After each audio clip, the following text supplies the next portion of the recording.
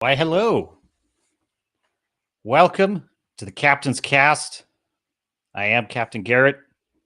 This is Captain's Cast on the Swords and Starships YouTube channel.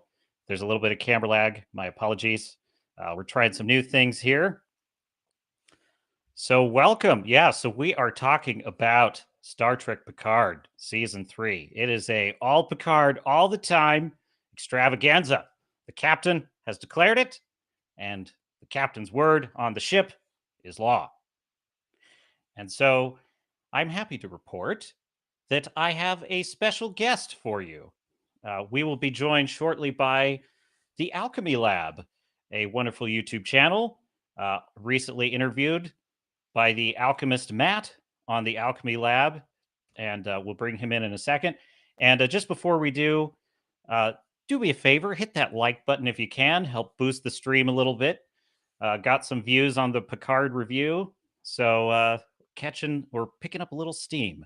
We have a tailwind, we have momentum, and the Captain's Cast must continue. What do we have in the chat? Fu Man Blue says, outstanding choice for the backdrop, man. You really get it. Well, thank you, Fu Man Blue, and welcome into the chat.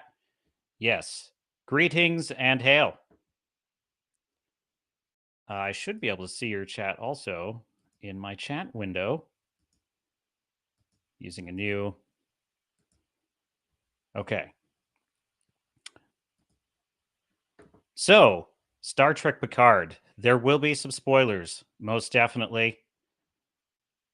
Just getting my chat ready here. Got it. All right. Let's go ahead and bring in our special guest for this evening, our co-host.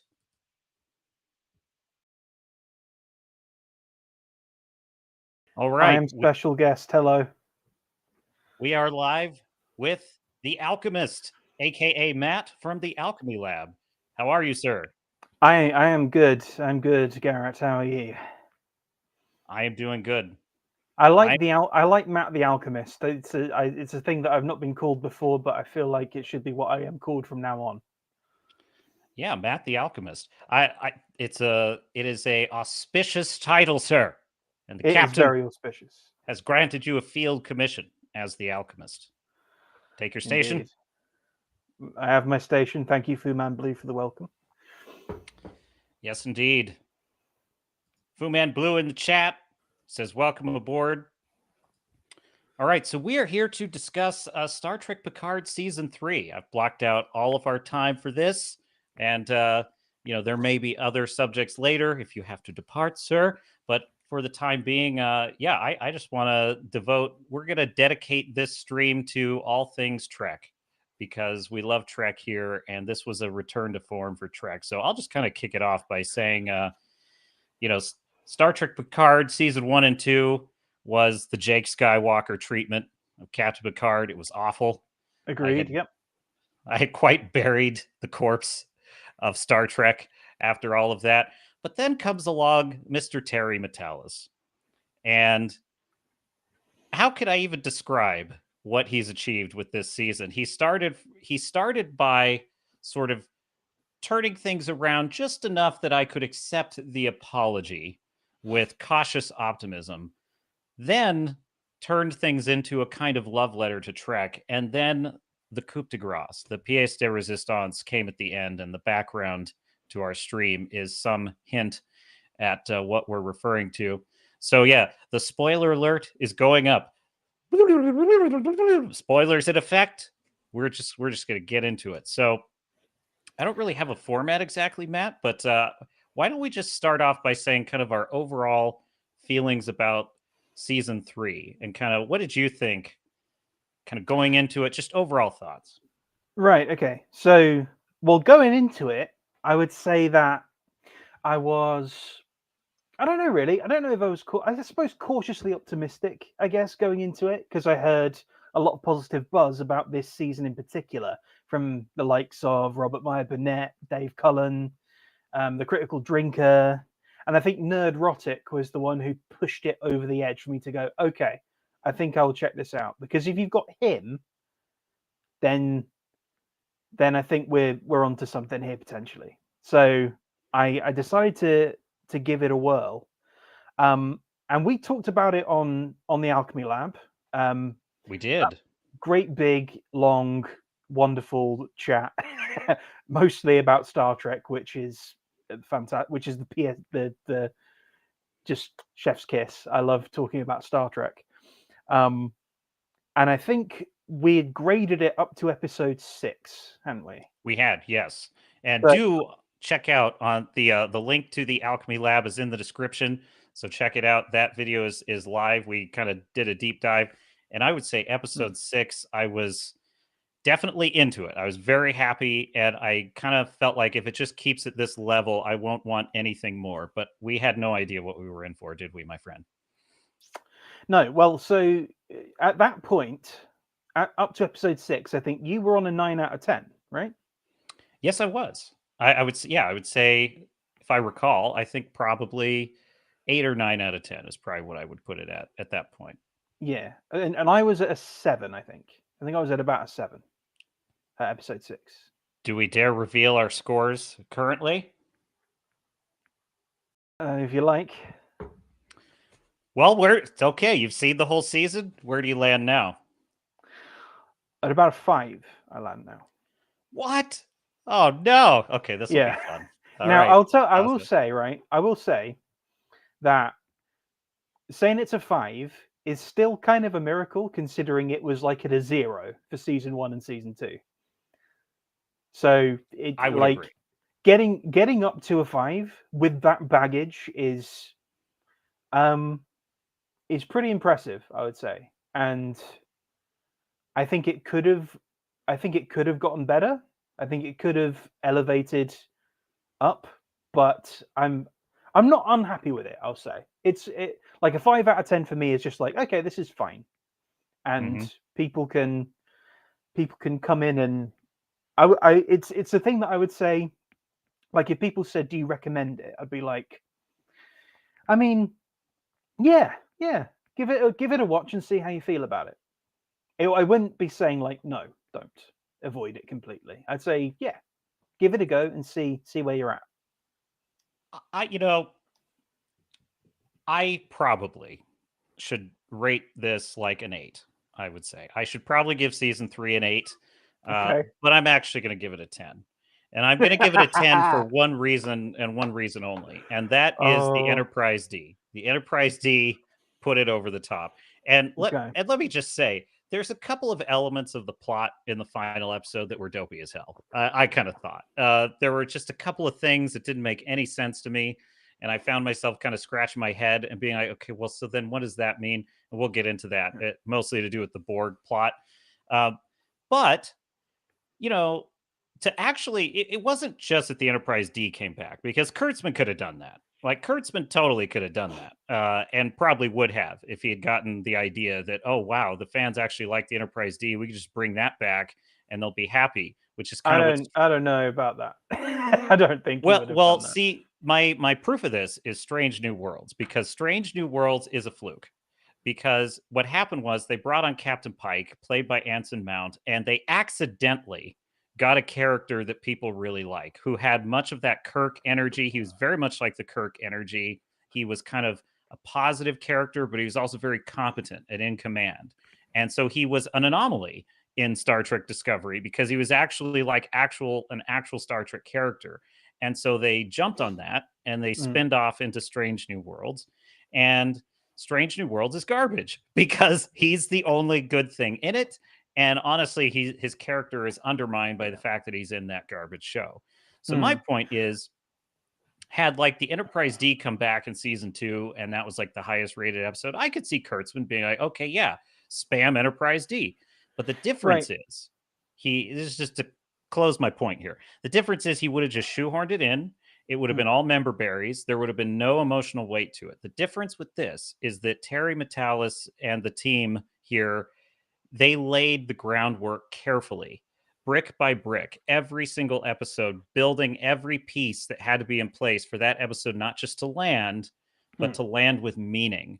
And I really did tear up in several points in this final episode, just between Picard and Jack, and just the moments on the bridge of the Enterprise D, they were just amazing. You couldn't have done that if you didn't really care about the story. So that is why I give it a 10. And I will admit, it's the captain is being a bit generous.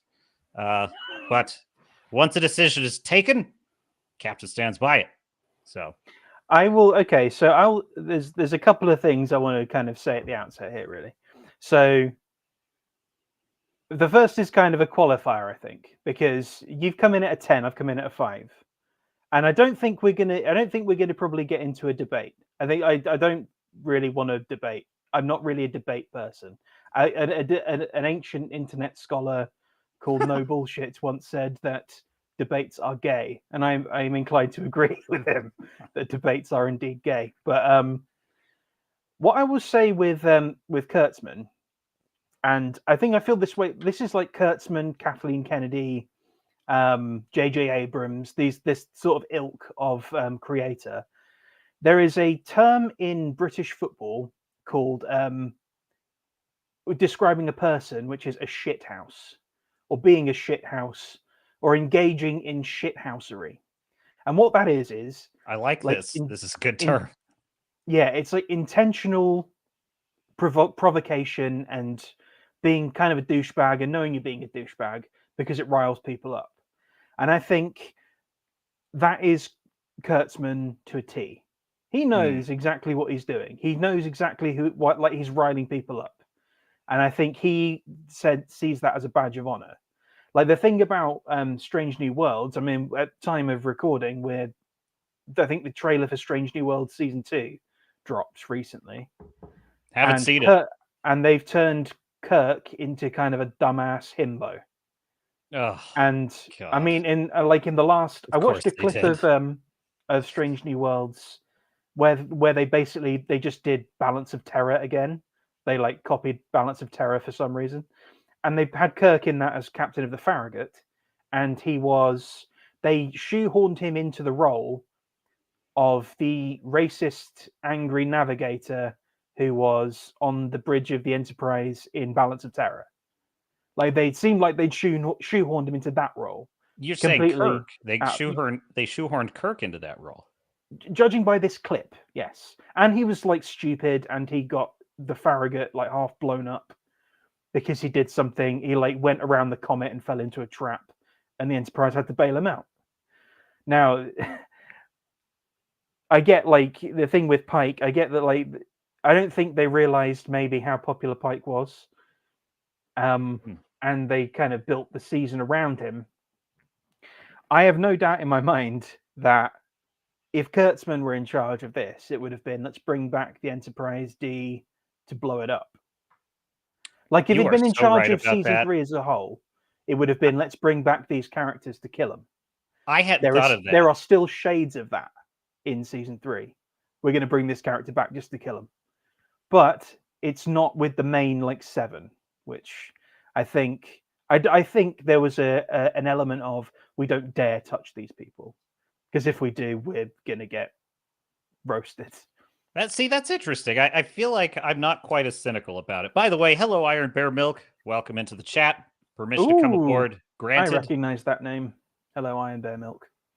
Good to see you. Welcome to the cast, Captain's Cast. Someone has followed me here. Yes, followed the Alchemist to the Captain's Cast. So I'm not quite as cynical in that regard, because I was actually okay with. I was sort of prepared for maybe Picard is going to die in this episode, maybe. And in case you didn't know, spoiler alert! We're going to get into all the spoilers. We're assuming you have seen the full season, and if you have not, we're assuming you do not care. So I would say that I was ready for Picard to have a graceful death, and I would have been okay with that in saving Jack. I just barely okay with it, just because of how well they created everything, and also Picard's story's kind of ending, and I feel like I'm okay with that. But they didn't. They didn't kill off anyone, and I didn't get the sense that they ever had any consideration of doing it either. They might have thought about it with Picard, but I don't think they thought about it with anyone else, because that final closing scene. This is something we talked about on your channel when you interviewed me.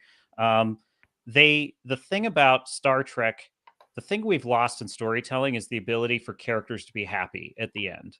And what's amazing is this season closes with every single character being happy and being together and being triumphant and victorious. And even Jack, it's just, I love that last moment with him sitting in the captain's chair, giving all these random orders. And then Seven's like, get out of the chair. She's like, helm, disregard everything he just said. And he's like, what? And then she seats him. Like, he actually gets a really nice place. He gets the next chair. He's the special counselor on the bridge, which I thought was cool. He's the Deanna Troy of this enterprise. Yeah, it wouldn't have I think if he just became captain. He couldn't have just been captain. But it was fun to have him just be himself. But all these characters, closing moments, playing poker, being happy, it was great. I think ending with them all playing poker was the perfect ending for the big seven, I would say. Silverback the Despoiler is in the chat. Says, greetings, my lord. Yeah, I'm sure he's referring to the Alchemy Lab, not the captain. Captain's not a lord. The captain is a maritime commander. Indeed. So I think to get just so people have an idea of our barometers, still on the Star Trek topic, but not necessarily Picard. We'll get into Picard in a second. What would you, in no particular order, what would be your top 5 Star Trek movies? Movies, just all movies. That's okay. That's interesting. I would say probably my favorite of all the Star Trek films. The number one I would probably say is Star Trek First Contact, and I suspect Terry Metalis agrees with me because there is some Star Trek First Contact love in this season. Yeah, really, that's an interesting pick. I love that movie. I could watch it any day of the week. I love it. I don't understand why people don't like it, frankly. It was a very Star Trek-esque story because Picard has a very moral, emotional battle throughout that whole movie. Second, I would say, is probably Star Trek VI, The Undiscovered Country, followed by Wrath of Khan. 4 and 5, maybe I would say Star Trek 3 might actually be my number 4, and my number 5 might be Star Trek Generations, because I actually the things I don't like about it, but I loved Malcolm McDowell as Soren, was just a great villain. I liked that the Enterprise D was in it, and I love that frickin' battle with the God, why are their names? What was the name of the 2 Klingon chicks? I totally forgot their names. This is terrible. And B'Etor, the Duras sisters. Lursa and B'Etor. The Duras sisters, of course. This shows you how out of Star Trek I've been for years now, because I'm even starting to forget basics like that. But yeah, the Duras sisters, I loved that battle with them and the Enterprise D. So that would be my order. First Contact, 6, 2, 3, and then Generations. The chat have opinions. Iron Bear Milk's like, Generations? What is that? Silverback as well. Mutiny is afoot. Star Trek First Contact is the best. It's too basic of a take. That's not a basic take, I think. That's kind of out there. I've never heard anybody put First Contact top. Although it is the best of the TNG movies, I would say. Well, why does anyone So I actually am curious. Part of it might also be that I was about, I want to say I was like maybe 14 when that came out. So that's usually the era when, if you like a movie at that age, you just love it for life and there's no getting out of it. But I would still defend it for a lot of reasons, especially when you consider the original story, the original script for that would have been awful, because Picard was supposed to be on Earth and Riker was supposed to be leading the Enterprise. And actually it was Patrick Stewart who insisted they swap that. And that was smart, because it actually made the movie work. But why don't people like First Contact? I'm curious. I get that they replace Enterprise D. That's a fair critique. But I'm not sure what else people don't like about it. I think there's been some revisionism on it because of Red Letter Media. There are some... I think there are... I mean, I would say it's the best of the TNG movies. There's a lot more going on in that than there is in the, to be honest, we're dwelling on First Contact here, which I think would be in a lot of people's top 5. We've just breezed over Generations completely. Like Generations, but this is the interesting thing though. Like your barometer is a lot different to mine. So my five, Yeah, what are your five?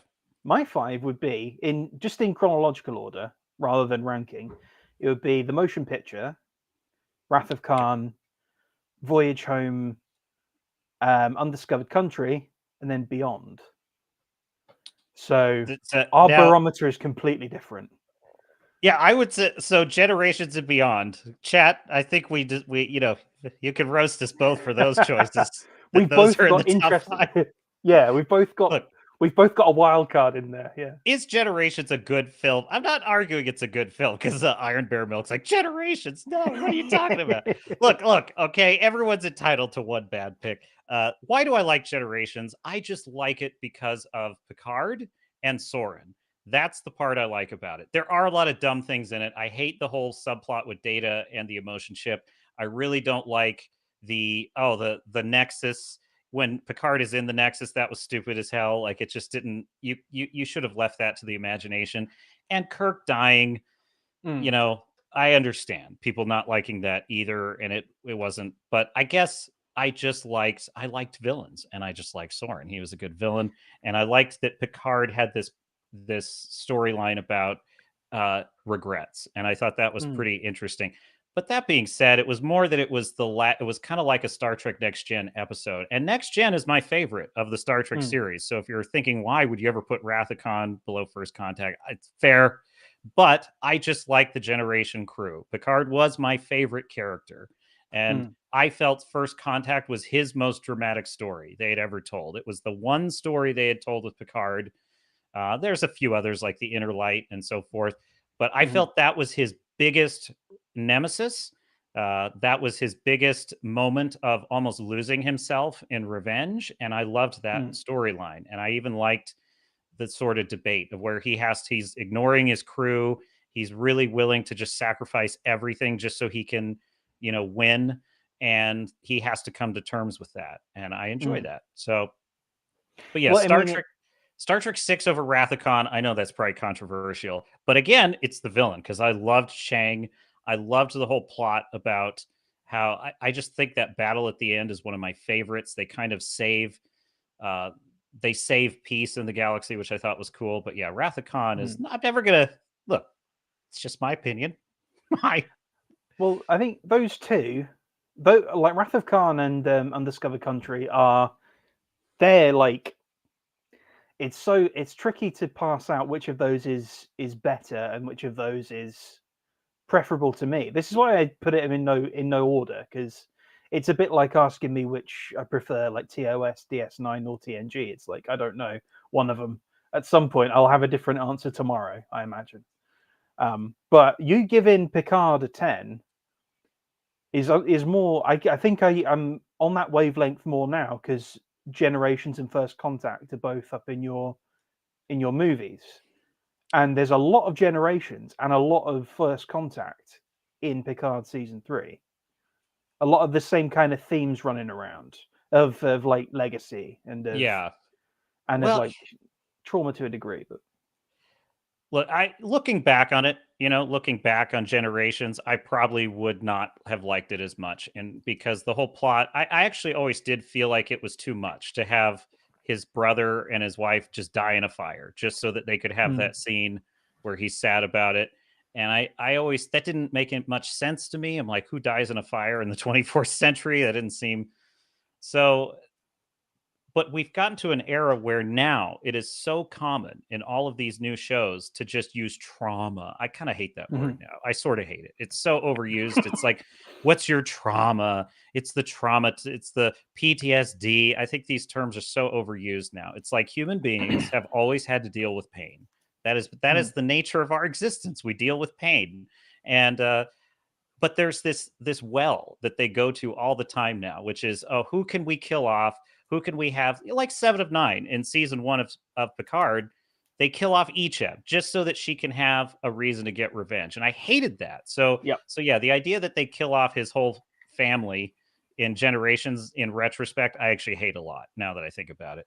So, you put me on the spot there, but but I would say in terms of the series, though, my favorite was always Next Generation, followed by DS9, And I would probably say I'm probably really going to get it for this, but I would say probably Enterprise is like my third favorite, and Okay. then Voyager, and then original series. I would put the films with Kirk higher than Voyager or DS9 because I love Okay. those films.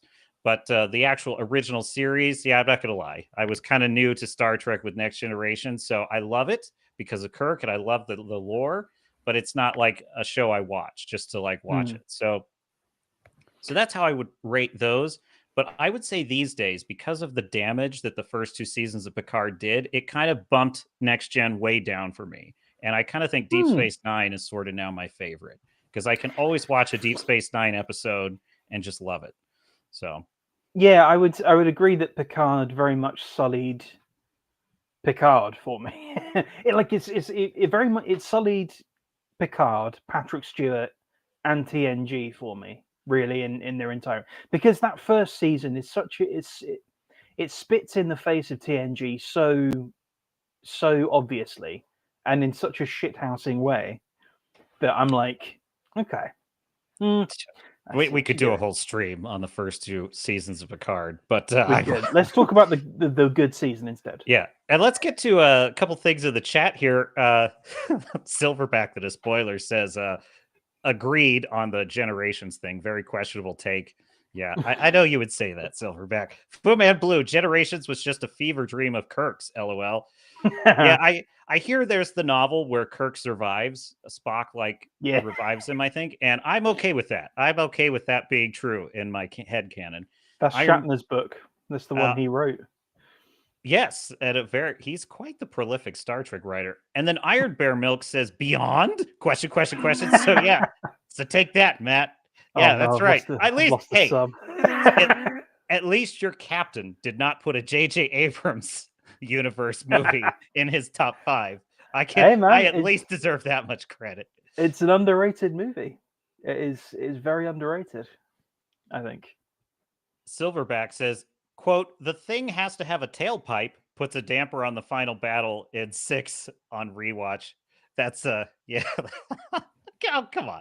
Well, I guess it's true. It is like, how would you have an analogy about a combustion engine tailpipe? Fair You enough. go like Commander in the spot going, Commander Uhura, what is a tailpipe? Yeah, exactly. Thank God they didn't have that line because yeah, just let's just go with it. Thanks. Yeah, we figure it out. So yeah, so let's talk about the new season. So what took it from like a 7 down to a 5 for you? Kind of where what strikes did it incur?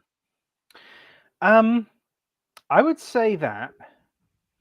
Okay, so to break down the season itself, sort of numerically, I would say episode 6 is where it started to, and I think when we recorded the interview, I think we'd just seen 6.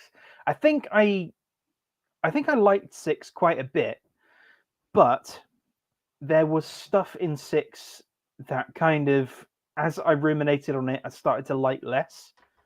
And I think from 6 onwards, it started to kind of go down a bit. Like 7 and 8 were rough for me. What was Um, the end of where were we at the end of episode 6 of season 3? so the end of 6 is where Riker gets taken by Vadik and where they just get data back. That's right. They had got him off of Daystrom Station.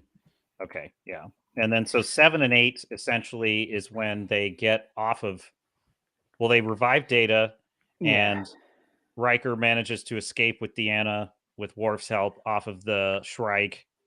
Because so, yeah, that was I gave the show a strike because of one thing in that episode, and that was Vadic's backstory of what had happened to her. In Really 7, yes. bothered me. It bothered me as well. A Yes, lot. that was a very Kurtzman thing. That was a super Kurtzman element, and it was as awful as anything in kind of the first seasons for me, because Mm. just essentially what they, even though if you just take it at face value, it was a pretty good backstory for Vatic because it explained her motivation. So it's not that structurally it wasn't a bad plot; it was actually a good Mhm. plot. I just hated it because essentially the story is that Vadic is a changeling during the Dominion War. She's a prisoner at Daystrom Station, which for whatever reason has gone from being a nonprofit humanitarian research organization to suddenly being the being freaking Grimdark CIA Central. black site of this universe, which I don't understand that, which I don't that like irritated me a lot. Yeah. It's like the Section 31 treasure trove is what it is now. Well, this is the thing. I thought the implication was going to be that they implied that it was Section 31, but it never kind of came up properly. That it was just, it wasn't like Picard, and Picard bloody apologized again, which was I didn't know. Like, stop. Oh yeah. Well, you know, here's the thing. They have this whole plot where she's a changeling. She's being experimented on by this evil, just sadistic scientist who, of course, turns out to be the face of Vadic. That was who she copied, right, to get her whistling, face. see how they run. And it's just even just the cinematography of this whole flashback. It's done with this sort of sadism, like the whole it's shot scene. Like a Saw. Yes, it's like a Saw film. It's like a, you know, like an Eli Roth kind of hostile kind of. It's just like they would do in the first 2 seasons, and they show them burning them with fire, and they show them injecting them with things, and they're screaming, and they're just, and she's like, oh, she's so happy as she's doing all this, and I'm thinking, this is not the Federation, and it's not that I'm against the idea of there being evil people, but why not say, here's an idea. It was the Orion Syndicate. It was a human who was part of the Orion Syndicate doing this to try and create a weapon. And maybe Section 31 rescued the changelings and were keeping them in cold storage in case they needed more DNA or something. And like, even that would have been more reasonable. And she could have just blamed all humanity for what one evil person in the Orion Syndicate did. Or you could say it was a rogue element that got shut down after the war, and they got arrested and indicted and, you know, put away. It's like, even that would have mitigated it, but they just left it as, oh yeah, Starfleet just had a secret torture changelings program. Yeah. Okay. Well, you can say that that's Section 31 doing that. There was like, it was Section 31, and after the Dominion War, we realized that they were doing basically war crimes. Essentially, yeah, they were just like, yeah, that they released this thing, this virus that almost caused a genocide. So we're going to need to shut them down. Which is a war crime. Hail Aragmar. I see you. Aragmar in the chat. Welcome in. Also known as Black Knight, Star Shatter series author. Check it out on Amazon. I'm sorry, Aragmar. Yeah, it says, I didn't know you were planning a stream today. I have been swamped. I meant to announce it sooner. I'm going to be traveling for the Vegas meetup, the Friday Night Tights meetup. So I'm doing a stream early. And also, fellow YouTuber Matt of the Alchemy Lab, Matt the Alchemist, was kind enough to stay up a little late in the UK to do a nice little Picard stream. So yeah, we kind of just had to roll with it. I have 2 cups of coffee. Excellent. You're going to need 3. So yes, here's the thing about Section 31 also, though, is Section 31 is perhaps not morally praiseworthy and can be viewed as an antagonist in Deep Space Nine, but they are not, in my view, objectively, well, what's the word I'm looking for? Abjectly evil, right? I think that now they kind of is the thing. They are ruthless, and definitely they are guilty of a war crime when they create a genocidal virus. There's no disputing, and they certainly cross the line into that's evil what they did, and like political assassinations and things like that. But it's implied that Section 31 also is trying to use those tactics as rarely as possible, because the idea is that humanity is correct to have the Prime Directive and to have all these lofty ideals and to explore peacefully. However, you know, we just can't help it that there are evil Cardassians and like evil Tal Shiar out there, and they are planning evil things. And so the attitude of Section 31 is that sometimes in extreme cases, we have to break the rules. Yeah, it's an article in the Federation Charter. That's why they're called Section 31. It's actually not in Section 31. It's the Starfleet Charter. So it predates the Federation. So that's actually kind of one of the cool elements of it, is that because they're an enterprise, aren't they? Yeah, because Enterprise implies that they're kind of they're a hidden line item in the Starfleet charter that sort of got overlooked when the Federation was founded, and they just have existed for all these hundreds of years. And I kind of like that. But Discovery absolutely ruined Section 31. They had uniforms, they had badges, they had special ships. Everyone knew who they were. It's like you didn't watch anything in Deep Discovery. Space Nine. Discovery ruined something. That's so unlike Discovery. It's they can't help themselves because they love the darkest concept. They just love it, and so if they can just get their hooks into it, they'll just ruin it. But so yeah, this season got a full blown strike for me because of the Vadic backstory. Well, it's also a revenge plot again, and that's something that made me go like, okay. So you did this to me, and I want revenge on you, and that's a pretty smoking, typical. even though I'm a changeling. That's a pretty typical Star Trek plot, though. It's way too typical at this point. It's like I'm at the point now with all them. Even I like Beyond, but even in Beyond, it's revenge again, and all the JJ movies are revenge. I think season 1 of Picard was all a revenge plot as well. Right, potentially with the Romulans. If the captain may defend himself just a little on the Generations choice. Generations was not about revenge. That's true. Soren's reason for doing what he was doing is that he just wanted to get back to heaven. He just wanted back into heaven. That was it. Mm-hmm. He wanted his family back, and he was willing to kill anyone to get it. That's pretty good. I think that's a pretty interesting story.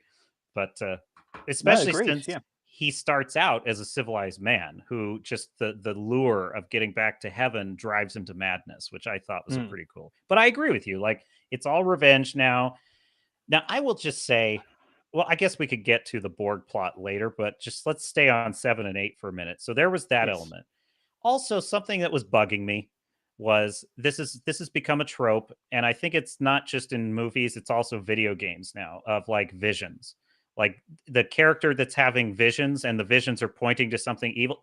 The Expanse. If you're a fan of The Expanse, that was driving me crazy. With who was the lead character in that show? It's been like 2 years since I saw it. Do you remember? I can't remember. What the hell was his name? He was such a boring hero too. I really didn't like his character at all. Man. The man with the black beard. Yeah, he's the protagonist. He's the protagonist. John Protagonist. That's his name. Anyway, he's having visions of the creators of the proto molecule, and it's like, and he's saying they're coming back, and I'm like, I hate this trope. And so Jack having these visions of like the vines was driving me crazy. However, they pay it off pretty well with Deanna going into his mind. She actually has something to do. She never had anything to do in Next Gen. Yeah. She had something to do in this season that was pretty important. And then they didn't belabor it. They just revealed it at the beginning of episode 9. They just flat out said it's the Borg. He's a Borg. They should have revealed it at the end of 8. Really, I can't fault them for having a hook for the end. It's TV writing. Yeah, I am a little forgiving of that. That would be the hook. That would be the hook to get you back for 9. Is like it's the Borg. And I will say actually, as well. I agree. Actually, you've convinced me. I think that's a pretty good point. It would have been a good hook because it's the Borg, but end of episode. Well, I think so. From 6 onward, for me, the writing quality started to really kind of drop pretty sharply, I would say. Like, so in episode 7, we've gone over kind of the Vadic stuff and the grimdark side of Starfleet again. Holden, Silverback got it for me. Holden was the protagonist in Expanse. Yes, James Holden. Yes. I hated Holden. I hated that character. He was so boring. He was so lame. You could just tell. Anyway, but so there's a lot of things in those last, from 6 to 10. A lot of things really started to kind of bug me about the show. Like Shaw, for example, basically wasn't relevant in the show at all from episode 6 onward. Like, he had a couple of scenes here and there, but they really dialed him back, and he was effectively kind of pointless for the last. Definitely for 7 and 8, he was just he might as well not have been there, right? He was there to get beat up in 7, and he was there to stand there angrily in 8. and have Seven of Nine take the lead. And I was like, I okay, can we? I feel like here's the thing though. It's like they couldn't look. He wasn't ever going to be a main character. He was always a supporting character. To the extent that he was as good as he was is unbelievable to me, because if he had been in a Kurtzman season, this would have been he would have been there to represent toxic masculinity and idiocy on the bridge. He would have been the guy who's an idiot who just needs to listen to Seven and shut his mouth, and all of his motives would have been superficial. So the fact that his death actually had meaning to me, and I actually cared at that moment when he kind of hands the torch to Seven, I thought was pretty good. We'll get to it. Okay, let me get to the chat real quick. So Fu Man Blue says, I don't need any motives to be super complex every time, but the revenge trope coupled with more Borg was a little disappointing. I still loved it though. And I agree with you on that, Fu Man Blue. I feel like it was enough to have the changelings, and I kind of enjoyed that plot. And it would have been cool if it had just been they were using the Borg implant to do changeling villainy. I don't know that we need it, and we're going to get to that more because I have problems with the Borg plot at the end. So I kind of agree with you. I look, I stayed for the TNG crew and the Enterprise. Like that is what made me love this series. And Jack Crusher actually kind of made me like it too. He's a great leading man. I would love to see him be the star of a series if Terry Matalas were writing it. And that's another thing. The hook at the end of this season, there are concerns. So we'll get to that. But what are your thoughts on Matt? Right, so still on 7 and 8, kinda. I have just a big problem here with, because the writing, it just got so clumsy, and it's like unforced errors at this point. It's like the changeling power levels just jump all over the place. It's like I'm powerful enough to resist a bunch of phaser shots and be really quick, but also we're these big lumbering guys, and we could shoot you in the back. There's a point where they've got Sidney LaForge dead to rights, and it's like, well, you're obviously going to kill her now. Oh no, you don't. You're not going to kill her because the story demands that she be alive. There was some plot armor going on. There's that. There's also the fact that the phasers. I don't love the vaporization effect. To be honest, to be fair, I've never liked vaporizing in the Star Trek lore. I've never liked it. It's too over. And it dates all the way back to the original series. So, and it probably was for budgetary reasons in the original series. It was easier to make something disappear than to actually have like a gunfight, and that's probably why they did it.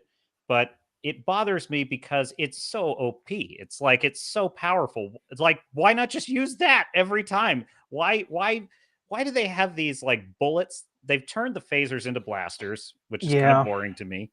I like the phasers in Next Gen and in DS9 and so forth, and they've kind of turned them into blasters, and that's a little boring to me.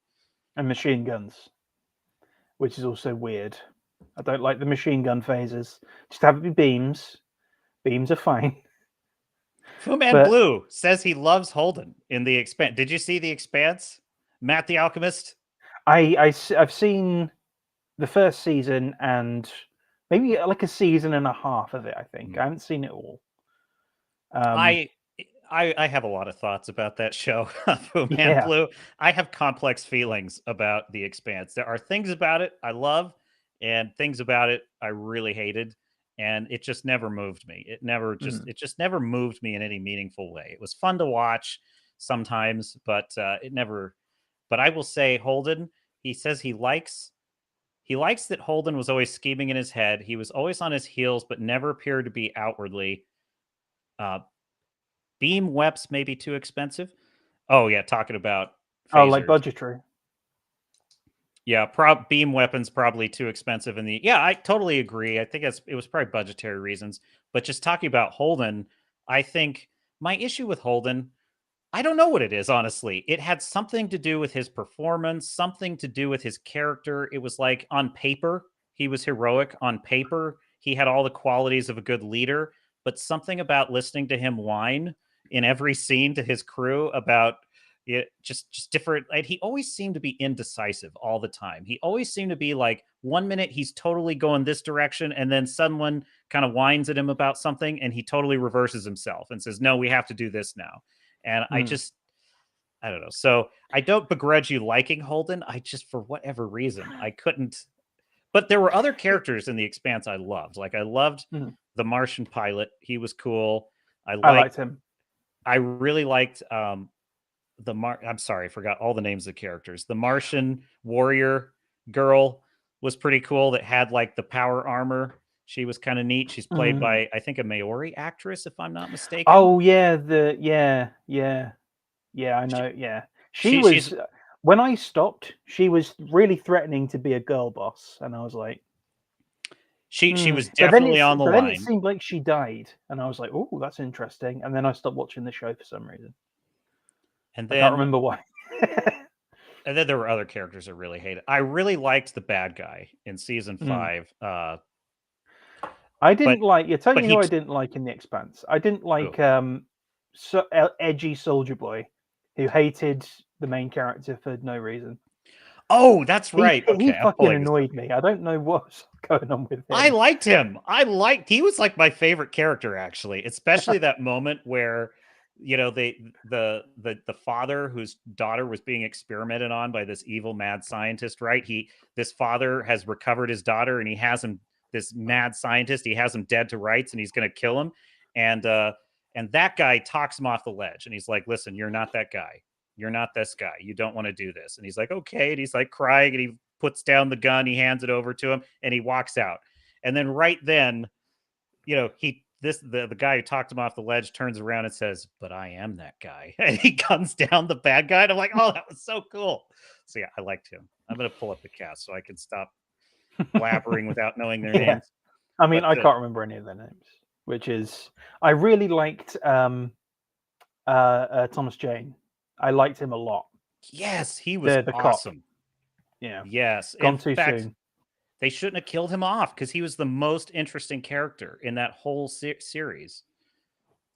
Everything on the belt was good, I thought.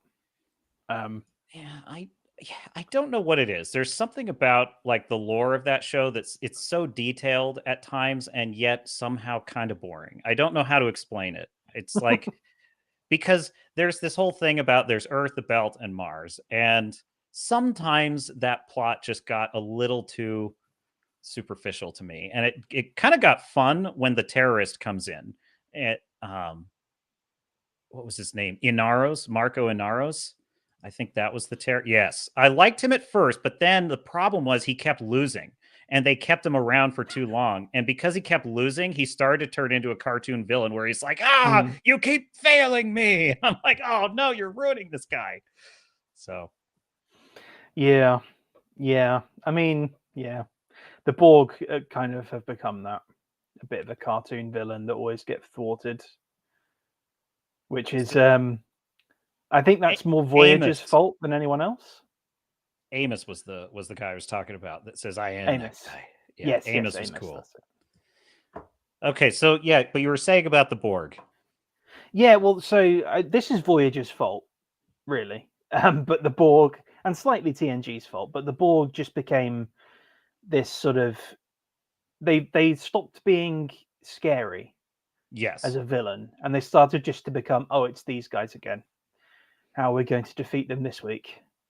We've defeated them this week. It's just, there was an episode. They were good in First Contact. There were a couple episodes of Voyager where the Borg were pretty good. Obviously, their first appearance with the 8472 was pretty cool. And then there's a great couple of episodes that are kind of sleeper episodes, I think, called Dark Frontier. Dark Frontier. I was going to say Dark Frontier. Yes. And the music in those episodes are great. They have a very best of both worlds feel, those episodes. They're very well done.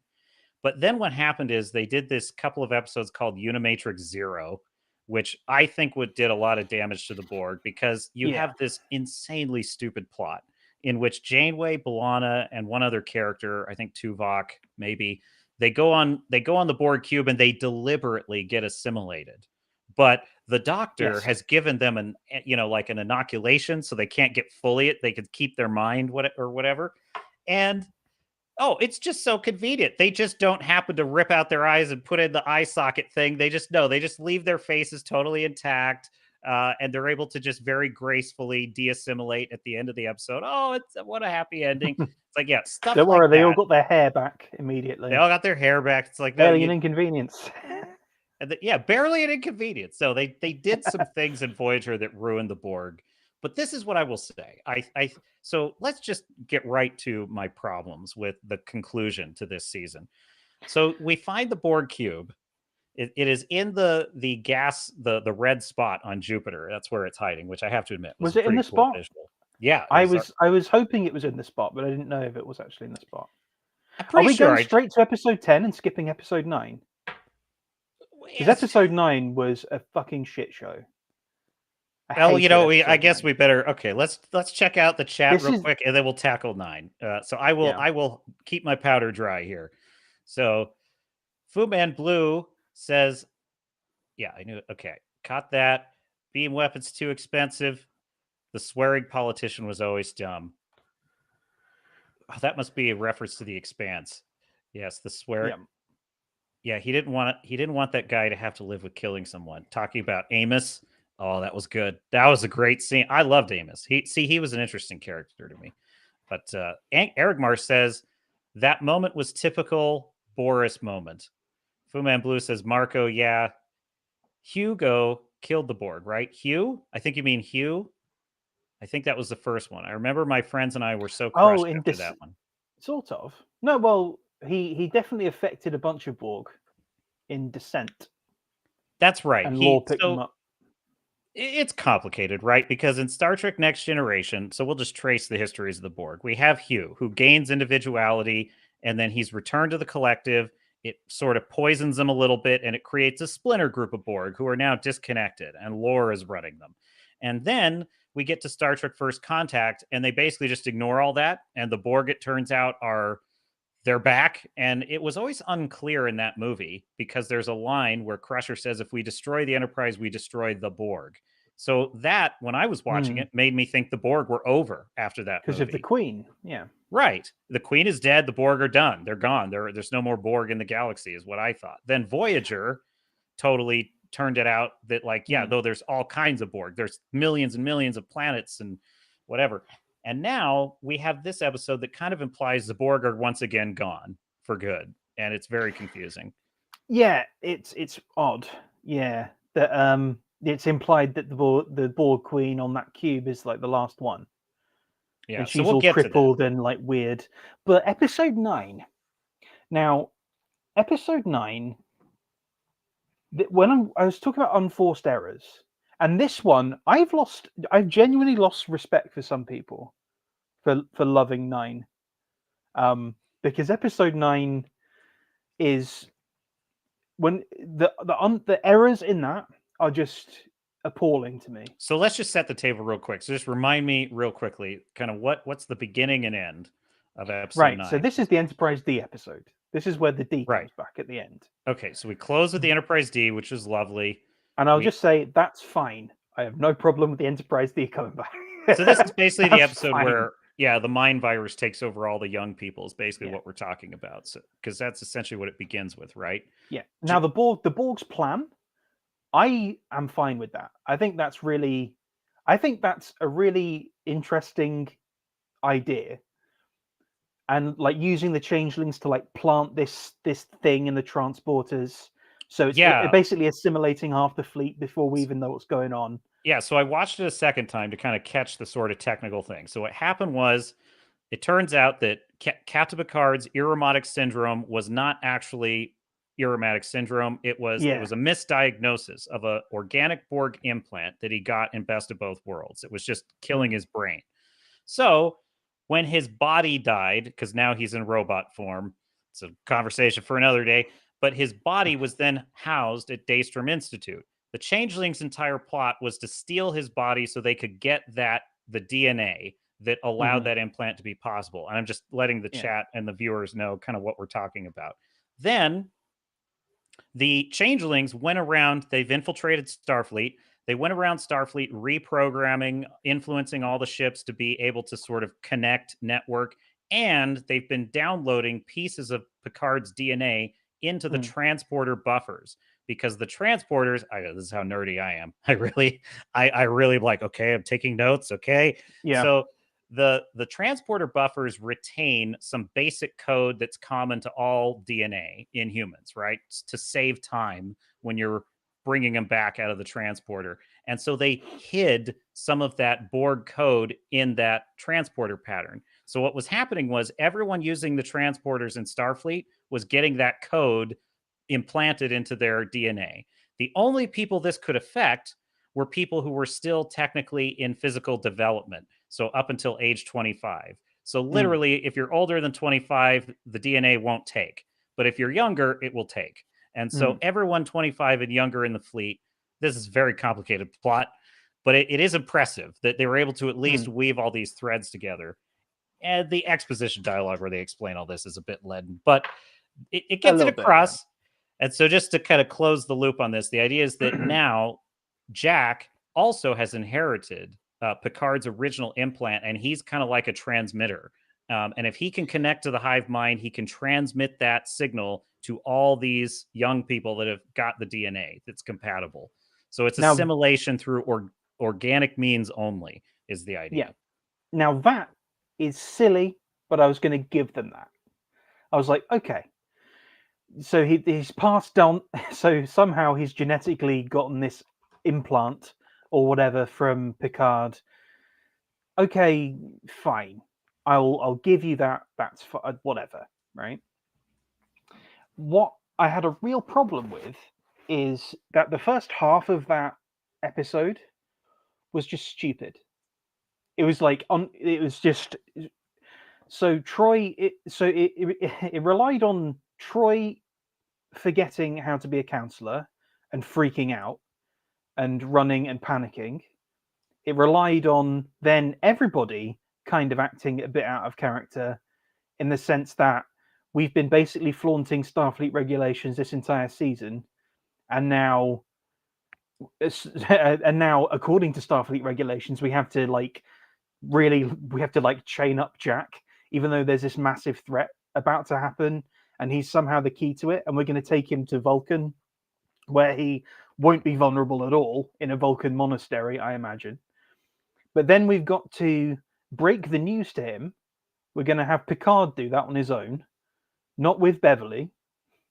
With Beverly, that would have made that's a minor nitpick, but we have to have him break the news to Jack, and then in order for the plot to happen, we have to have Jack do the stupidest thing that has ever happened in a Star Trek show or movie ever. Well, he has to go. Incoming. He has to go. Oh, okay. Well, I'm gonna go find the Borg Queen then. What? Sorry, what? How long is it till Frontier Day? Like 20 minutes, and you're gonna fuck off and go find the Borg Queen? Really? That's your plan? His plan was to kill her, right? That was basically what he was after. It's like he's gonna go kill her. That's so stupid. And it's like out of character stupid for him. Like that's stupider than anything that happened in any. That's stupider than Kirk going from cadet to captain in the space of a movie. That's stupider. That's stupider than Michael Burnham setting her phaser to kill and killing that Klingon guy and making him a martyr and setting off the Klingon War. That is that's impressive. You can remember the plot to that show that well, because I can't. But yeah, you're right. That's what she does. It's so stupid, and it's literally it's completely unforced, because all you had to do, episode 8 basically could have just ended with them, with the changelings just taking Jack. You could have ended there, and then it's like, okay, fine. Now we're set up for this conclusion.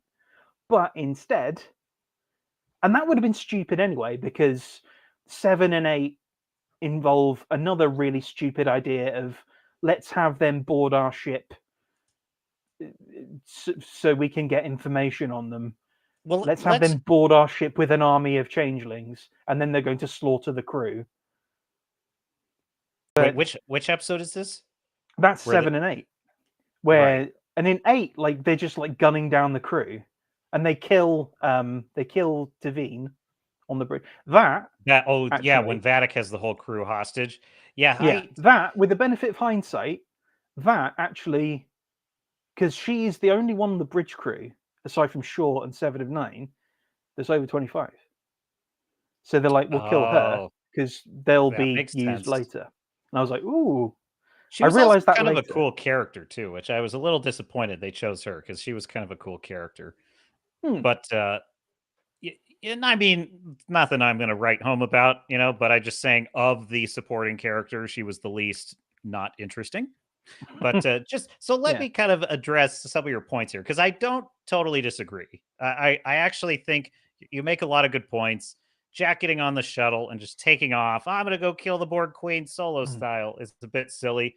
Here's my read of that, and I'm being a bit charitable, I will grant.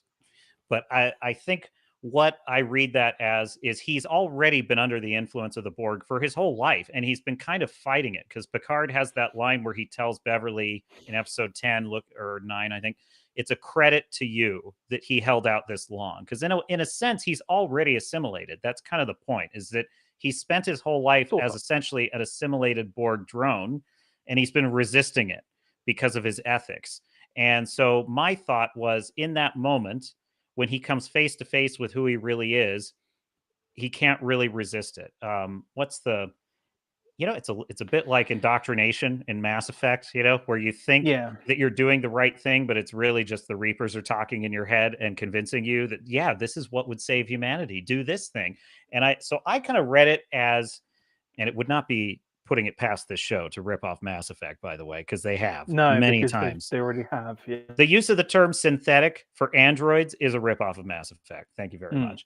And they could have just said androids. They could have just said androids. Why didn't they just say that? But anyway, Mm. so I think it's partly that, but it's a fair reading to say it's a bit of a. He gets in a shuttle and he turns off the transponder, and Data's like, "Oh, we can't track it." It's like, well, no, you've never heard of And no tracking an one does ion trail. anything to stop that shuttle.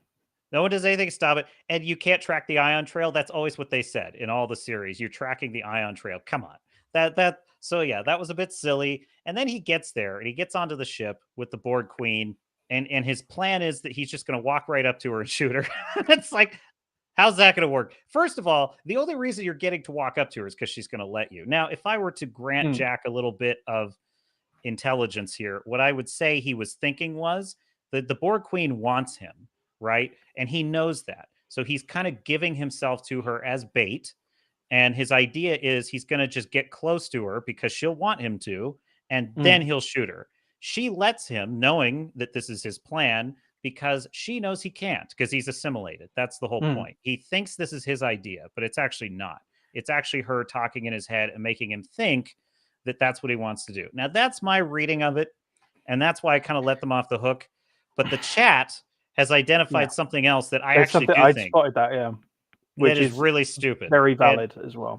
so, chat, let's get you into this conversation because Fubad Blue says, let's see, I think he says, But I'll I have think to come back to that one. Argmar had a. Erigmar had this one. The ships Yeah. shouldn't have been in one place, but that was perhaps done for a Agreed. more dramatic effect. And Double agreed. realistically, you can't pull all of your ships and leave the borders undefended. And Fu Man Mm. Blue agrees and says, let alone announce it to the galaxy for weeks in Yeah. advance. So this plot is pretty stupid, and I will totally agree with And that. and that fleet is way too, like when you say like the entire fleet is back at Earth, and we show the entire fleet, it's not big enough. Like for No, me, in my opinion, it's not big enough I did for a that little to be the entire canon. of Starfleet. I did a little head canon on this, and that I grant you that is not Mm. me being a good critiquer. But I will just say that I kind of thought, well, maybe they've left much of the fleet is still out there, but they just brought sort of the cream of the fleet to Earth. But that's still bad writing because they should have said Mm. that. They should have said, well, it's all of the most prominent ships in the fleet Mm. are gathered at Earth. See, now that would have fixed it because then it would have just been, oh, yeah, it's like all Mm. of the most famous ships. And, it's not that we've left the Federation Mm. undefended. It's so that was really stupid. the only way you could maybe allow that is to say that the Borg had already kind of influenced the fleet to do something stupid. But then why would the Federation not be up in arms about it? Why wouldn't all the citizens be like, because that would be like all of the US Navy gathering in New York for a day. That would be the end of the United States, because then all of our enemies would just, that would be the end. They would the take other that thing day. is like the other thing is, given the plan and given how they've sort of executed the plan, it wouldn't matter, because like even if you have like border ships out there somewhere, that signal goes out, assimilates the crew. The ships are out there still, and they're all Borg. So you don't even need all the ships in one place. You just need enough people to have gone through transporters to have been Borgified. That's a good point. Yeah. But because the thing imagine how creepy that would have been if we just got like these transmissions of ships all over the galaxy. Like, this is Vulcan reporting in. 3 of our ships have turned on us. We don't know what's happening. Ooh, see, that would have been cooler. It would have been cool. It would have been really cool. Now, I want to address your Jack point. If that's the case, if it's the case that they've been kind of influencing them the whole time, and there were way more convenient points for them to go, and he goes off.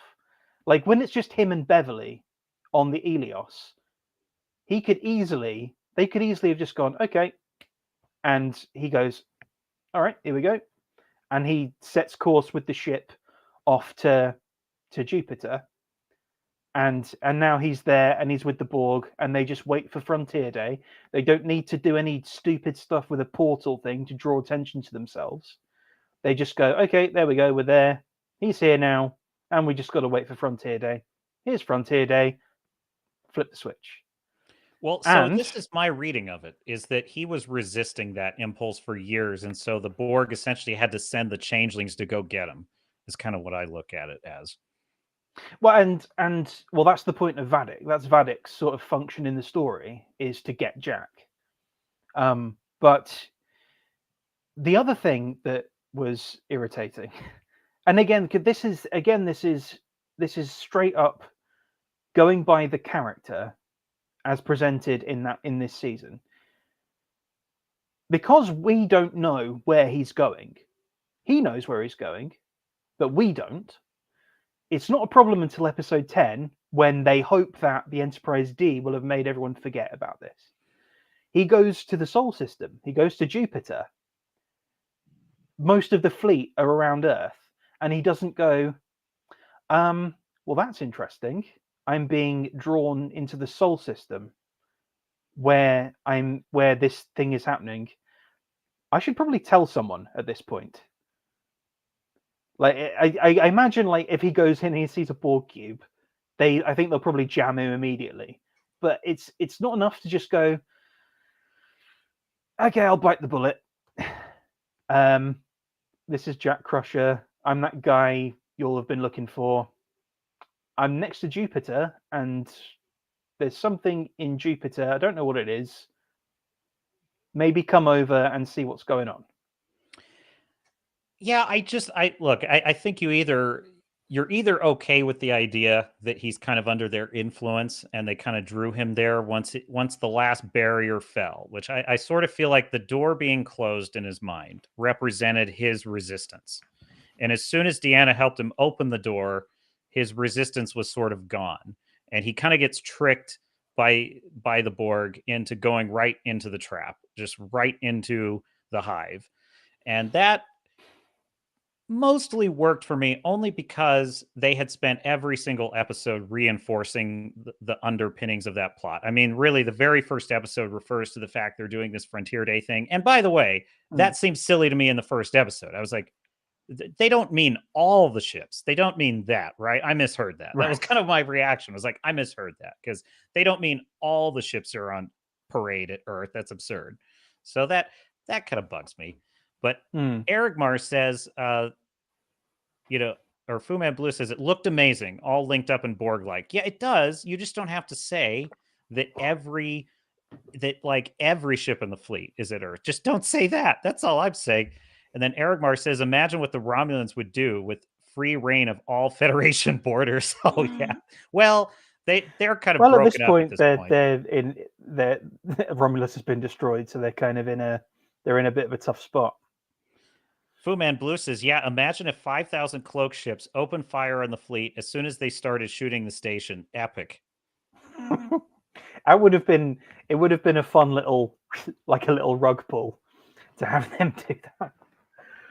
That would have been fun. It would have been fun, but the thing is, even if we allow that Jack is being unduly influenced, we still have to contend with the fact that they let him get off that ship, and that they, knowing that he can influence people, they bring in just 2 security officers to just be there, and well, he basically sort of just took saying, control. "Hey, control us, guys. It's fine." He sort of took control of all of the young people to kind of escort him, and I think it's fair to say that the security of the Titan was compromised in that scene, because anyone under 25 he would have been able to influence to not stop him. And I think that I'm actually pretty okay with all of the Jack leaving the ship and going to the Borg thing. Where it starts to break down for me, actually, everything up until the Enterprise D arrives at the cube works for me. Once Enterprise D arrives at the cube, then I'm confused. I'm confused about what they're actually saying about the state of the Borg in that point, because I was all prepared for, oh yeah, the Borg are out here, because I had the great misfortune of knowing the plot to season 2 of Picard, which effectively ended the Borg in the most insanely stupid way possible. Yeah. But then they undid it with Shaw's line about the real Borg are still out there. So I'm thinking, okay, so the Borg are still out there. We can just disregard that plot. But for some weird reason, this queen who's sitting in this hive, or in this cube rather, she claims when Picard gets there that you left us here to die, the last of the collective. And I'm like, what? They've made no mention of this the entire season. Also, what? Like, there's nothing in the other 5 series that implied this, right? So, and they haven't done any work to explain why it is thought that the Borg might be gone. Also, they explain a transwarp conduit is what brought the cube into the gases of Jupiter. They hit a transwarp conduit in the gases of Jupiter. Okay. Makes sense. That was established in Voyager that the Borg can do this. And it would make sense that the aperture is there. And so as soon as Jack arrived, he sent the signal. It triggered the Borg to come through the transwarp conduit, and they landed there. They took him in. That all made sense, because it would explain that the Borg had not just been hiding there forever. They were just waiting. He went to where he's supposed to go. They met him there. And now the plan is complete. And that was fine. But then they imply that she's been sitting there for years, draining all of her Borg drones of life so she can survive. And she also implies that all of the rest of the collective is dead. Why? Well, it raises another question. How did we get a transwarp conduit into Jupiter in the first place? Well, I think Voyager actually explains this in the final episode, Endgame, because essentially there are 6, they imply, transwarp hubs in the galaxy that we know of. 7 of 9 states this. And the one that they use to get home to the Alpha Quadrant, they can go through it to multiple points in the galaxy, but it's a one-way trip. Essentially, if you go through the transwarp conduit, it drops you out of the exit aperture, but there's no way to go back through it. So Borg cubes can only do a one-way trip. And so my thought was, this is what this is. She has gone through a one-way exit, and now she's here, okay, so it's not come through a corresponding gate. It's there's no way to go back through. Right. Okay. Yeah. So that I'm fine with. But what's odd about it is she then has this whole monologue about how you left us here to die, hiding, waiting for all these years on life support, just trying to survive. By the way, Alice Krieg back as the Borg Queen was a nice touch, I will say. And her voice it's just devastatingly awesome, as always. But I don't know why they didn't have her acting in it, because she's just the voice. They've got someone lip syncing the lines in the makeup. You think so? Yes, definitely. I mean, there's a very. I mean, it didn't. They take go much full away alien from me queen with her too. She's like a Ridley Scott alien queen. It's very uncanny valley. which I didn't necessarily mind because she's meant to be this weird, Uncanny Valley-esque thing. I wasn't bothered about that necessarily, but I get what I get where you're driving at. Also, If I were to theorize, I have a theory about what might have happened to the Borg if I were to engage in a fan theory, which could only happen if I liked this show. So, I will get into that. But what was your thought? well, my thought was we've just taken the Borg and gone, and we've done right. So this is my kind of central, and actually, I like episode 10 more than episode 9. Actually, quite a lot more than episode 9. But 10, they brought the queen, the Borg queen, and they kind of brought her around to, like with Vadik, I just want revenge on Starfleet, kinda. That's sort of a Starfleet destroyed us, so I'm now going to destroy Starfleet. And I was that's like, which look. I was a bit like, come on now. You're Borg the Borg. are You don't the need Borg, a reason. You don't need a reason to do Borg shit. You're the Borg. You do Borg shit. This is Borg shit. I quite like the Borg thinking about their origins, because I really do think of them as like a species that just, they got Neuralink and they just integrated and they just started turning into that. And before they knew it, they were this totalitarian hive. And so I really like I like pondering that. And I hope they never answer that question of where the Borg come from, because I sort of enjoy pondering it. But my attitude... What I do as well, but it's they are such a... The Borg, when they're done right, are this very Lovecraftian threat that's out there hanging in space and watching you and coming, and you can't stop them. And the more of them, the more of you they kill, the more of them they are. And yeah, it's pretty good. I really loved that. This is what I liked about their plan in episode 9, was that they have tried the frontal assault twice and failed both times. And we know from Voyager that they have like an eye on humanity because they've repelled them twice. So it's like, okay, we can't do the frontal assault this time. So we're going to worm our way in. We're going to use someone else, and we're just going to worm our way in. And we've taken you before you even know that we're there. And that's great. I was like, that's great. That's perfect Borg. That's perfect Borg shit. Yeah, I totally agree. And that was, and they kind of ruined that by implying that she's been dying and she's been on life support. Fu Man Blue says, I thought I heard Gary say they mixed that lady's voice with Gates's voice, meaning Gates McFadden. Yeah, I think what they did is they kind of started flipping it. Like once it's revealed they're the Borg, you hear Gates, and then you hear Alice Kriege, and then it kind of flipped, and then eventually you just hear Kriege. And then he also says, I always imagine the Borg origins being like that of the replicators in SG-1, which my dad has seen that show. I have not, so he would probably know what you mean by that. Eric Mar says in Star Shatter, that would be his sci-fi series, the Vogra are of the more mysterious pirate clans. They are quite into cybernetics and heavily rely on them for everything. The Vogra lurk in the dark between star systems.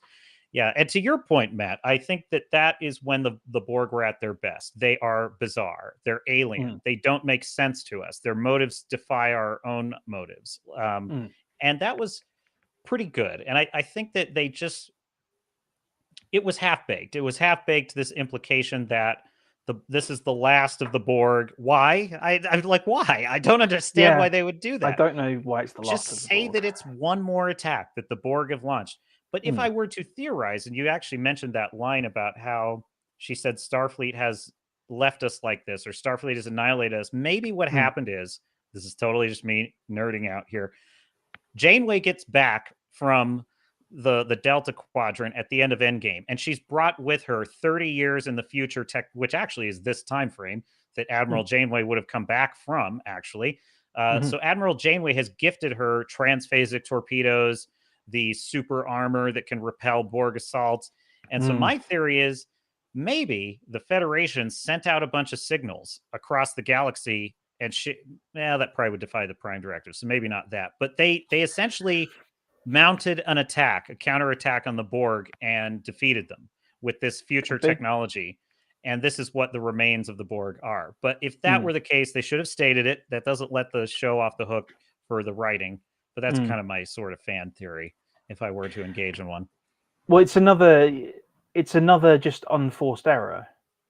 It's like it's dumping this exposition that kind of doesn't really make any sense with what we know, and saying, like, this is our motivations, and it's a bit like, well, you don't need them.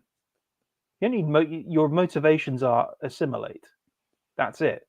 But now you're like, it's Starfleet's fault, and I'm eating my own drones because I need to stay alive. I will give them this. And Silverback says, how has the captain not seen SG-1? And I know. Captain, there's a lot of SG-1, to be fair. That's a confession to make. Well, here's my thing about SG-1. I don't like sci-fi plots. And this is probably why, look, I enjoy X-Files, but it never grabbed me quite the way that Star Trek or something like that does. Something about we have a secret space adventure that nobody on Earth knows about. That I just find that strange. I don't know why. But I would say it's like in Marvel, how like now we have the Guardians of the Galaxy and we've got Thanos and as Guardians, and now this is all known. Yet, what is Earth? Earth is still this backwater where we have no real spaceships. We don't travel. It's like that's starting to look odd to me. So that's with SG-1. At what point does the human race just become a spacefaring civilization because we have this Stargate? That I would be more interested if we could. But that being said, that was my take years ago when I hadn't watched it yet. I would say now, given the slop that we have, I'm actually much more open to watching SG-1, and I probably will give it a watch now. It is excellent. And Eric Mar says, very good.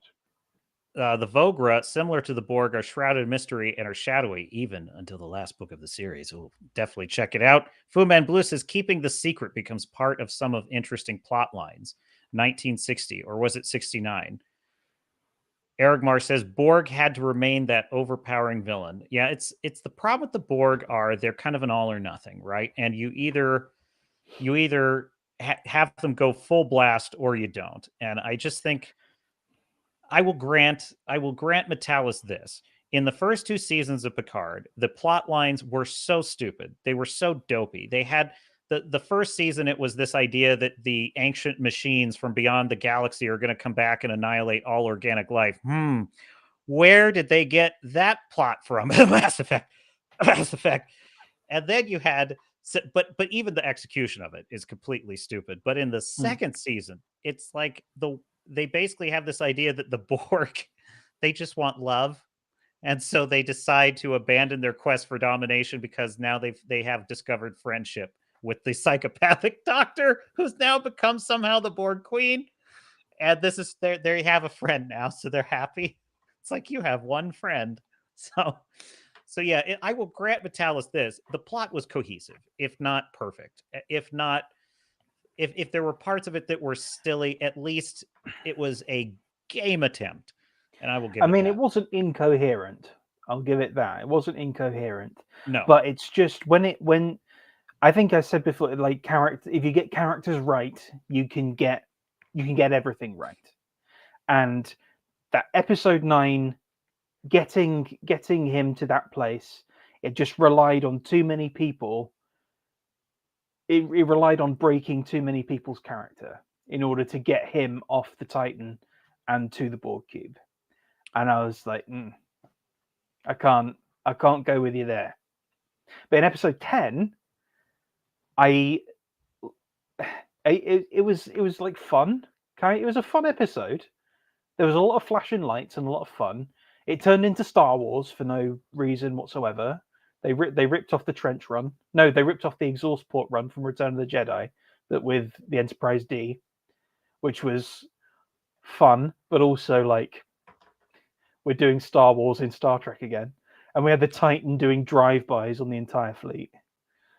I'm willing to allow it because I just feel that I Well, feel I'm that willing. that in and of itself is not a super original idea. The idea of like a ship having to navigate, like the same complaint was made of Top Gun Maverick, that it's basically ripping off the trench run. And I'm like, but the trench run is just a concept of like a tactical Well, scenario. the So trench run is ripped off from the Dam Busters. yeah, exactly my point is like I think that's like saying that the charge of the samurai in, you know, The Last Samurai was a ripoff of like the Spartans in Thermopylae. And it's like, well, yeah, Yeah. it's a tactical scenario. It's a tactical scenario that could occur. So I don't really feel it's that unoriginal to just say this is. But on the other hand, well, let's talk about the positives because I think that the so bringing back the Enterprise D. Here's my thoughts about this.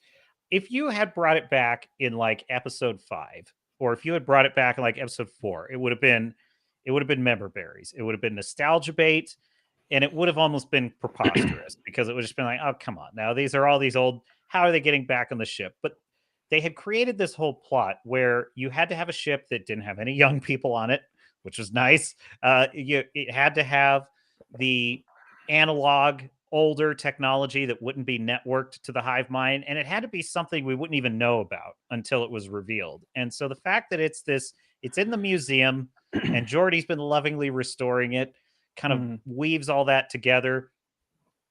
And then there's such an emotional payoff when they step onto that bridge because it's just them. It's just the original crew, and they just need it for this one mission. And it's this one last, and look, it's a bit of a popcorn story. It's not a very deep kind of plot. It's meant to just be kind of mustache twirling villains a little bit. Well done, mustache twirling villains. I like Vatic. I thought Vatic was pretty cool. Mostly because of that just cool performance that she gave. But it's not meant to be anything much more deep than that. But even so, there are some great underpinnings of like Picard and his regrets of never having a family, which was always a major part of his character in TNG and the TNG movies. And then there were some really amazing scenes between him and Jack that really moved me, where he's like, and part of it too was Patrick Stewart actually could act in this season. Like, what changed? He had moments that were really powerful. Like when he said, "You have completely changed my life," to Jack. It was heartfelt. It was authentic. It felt real. I was like, who is this guy? Where was this guy in the first 2 seasons? You know from our chat that that I had a tax on this show if they didn't bring up the Inner Light. Yeah. Now my 5 out of 10 does not take that tax into account. It would be a 4 if I applied the tax. I'm not going to apply the tax because I don't think it's necessarily fair to penalize the show necessarily for what it's not doing necessarily.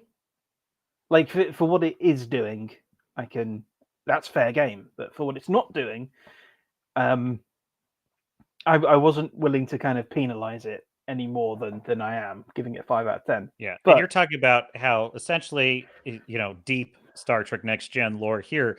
But if you remember the episode "The Inner Light," in which Picard it kind of lives an entire lifetime in the space of 15 minutes because a probe kind of like knocks him unconscious, and he lives this alternate life on a planet. It's essentially a simulation, but it's a recreation of this species and what their life was like in the final days of their planet. And he lives this whole 80 years. Basically, he has a family. He grows old. He sees his grandchildren, and then he wakes up right back on the bridge, and he's got 80 years of lived experience that he didn't have 15 minutes ago. And it was kind of a cool idea. It was a beautiful episode.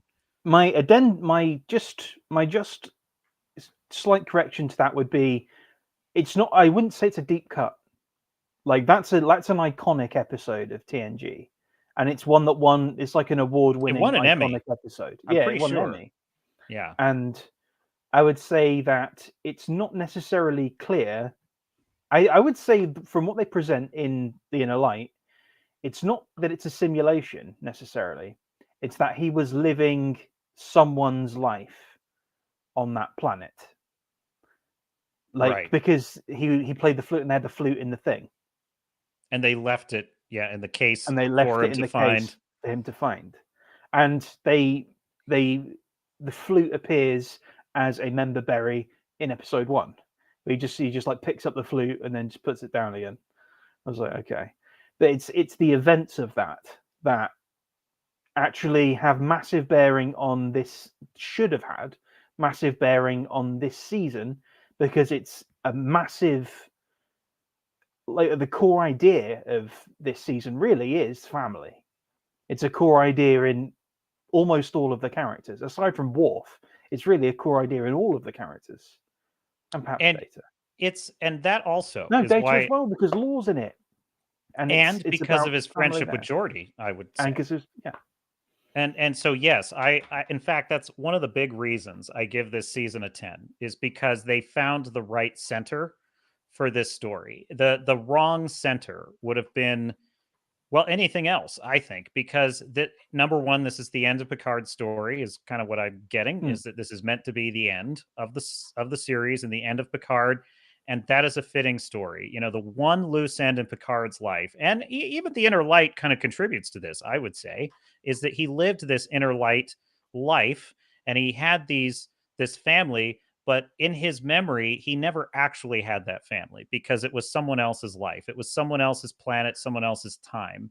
I And would I would say it was very real to him, and his character I'm not saying is it wasn't subtle, but real, his character does fundamentally change but post Inner he Light. doesn't have an actual, but they weren't physically real, is my point. Is they're real in his mind, but they also would have shown him what he was missing out on, because his whole thing was he had avoided having a family his whole life, and in those events of that episode it would have shown him what he was missing, and he kind of was in denial about it, is the sense I get throughout the rest of the series. And In this some this ways, yeah. season resolve that for him. And what's incredible to me is the worst season of any Star Trek ever made was season 2 of Picard, in which the thrust of that whole season was his abusive father driving his mother to suicide, and a young Picard watching her hang herself. It was the most horrific shit. It was just so awful. It's just, and it was portrayed with such relish, and I'm like, this would have been bad, frankly, in just a regular, like, set in the modern era. This would have been bad storytelling just in the regular era, but for Star Trek it's beyond bad. But this was the right emotional core. It was paths not traveled, roads not taken, and that was Picard's story. And I love that they invested the time. You know, a lot of credit goes to Ed Spaliers as Jack Crusher here, because they developed that character correctly, which is, at first we don't trust him. We're not even sure if we like him. He kind of worms his way in a little bit. He has redeeming qualities, but he's a bit of a rogue. Picard is skeptical of him and kind of is in denial about, well, he's my son, but I don't really know him. And then we see those moments where Jack is about to die and suddenly Picard is afraid. And you see, and so just little by little, we start to see this relationship form. Little by little, we see Jack start to open up to Picard and Picard start to open up to him. And by the end of the season, we have this amazing moment where this is all that matters to Picard right now. It's like all that matters to him is saving his son. And that is such a beautiful story. And then you have Geordi as a successful father of 2 daughters that are both amazing at what they do, but he's respected by them. He's taught them morality and strength. Geordi's fantastic in this season, by the way. He is absolutely fantastic. And Data, as kind of an integrated version of Lore and Data combined, was pretty brilliant, because the missing pieces of Data are now filled by Lore, and Lore's missing pieces that made him so evil are now filled by Data. And I thought that was such a clever idea. So you have the friendship with Geordi and Data, you have Geordi and his daughters, you have Picard, Beverly, and their son. This is a story about, well, okay, dare I say it, generations. And it's the right emotional center, and it's a wonderful send off for the next gen crew. Well, so where I agree, I agree that one of the chief positives coming out of this, and probably the chief positive, is that the big 7 are identifiably the big 7, whilst kind of having moved on with their lives, Right. and they have they've evolved, and they do continue to evolve. throughout this season, and that was something they had to get. They had to get that right, and they did get it right. Um, I just And want they're to having fun. quickly. I just want I to. They're enjoy that having too. fun. I want to quickly address Fu Man Blue because we mentioned this on the show on my show where it seems wrong that Picard would act like he'd never known or needed any other family than Starfleet after going through the inner light. I agree. Now, where I thought they were going with that, because when he says that, he has that pause. Like when Jack asks him that question, he hesitates. And I thought, ooh. And then he gives this sort of G up answer for the cadets because he wants them to be like, he wants to give them a send off instead of going, I regret that. He wants to Right. like say to them, yeah, you go get them. Yeah, all I knew you need is Starfleet. Starfleet's great. And they obviously gets a cheer out of them. But in reality, he's going, well, I mean, I know what it would have been like to have a family, and it would have been great. And I don't know, I miss that. Like, because it's something again that in the time since the inner light, he's obviously tried to have some kind of relationship with perhaps with the what's her name from Insurrection, with Crusher, obviously, and with Laris. Laris, yeah. And The Laris it, is still waiting at that bar, by the way. Poor I know, Laris. yeah, waiting at the He's bar, gonna yeah, be waiting. Picard's but got poker to play. He's got no time for that. yeah, but I mean, it's like he's clearly tried to get something going over the sort of 30, 40 years since the inner light, and it just hasn't happened.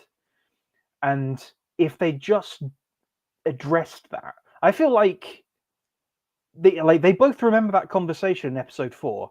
It is the episode 4 for me is the cap is the peak of this season. Interesting. It's like episode 4 is excellent.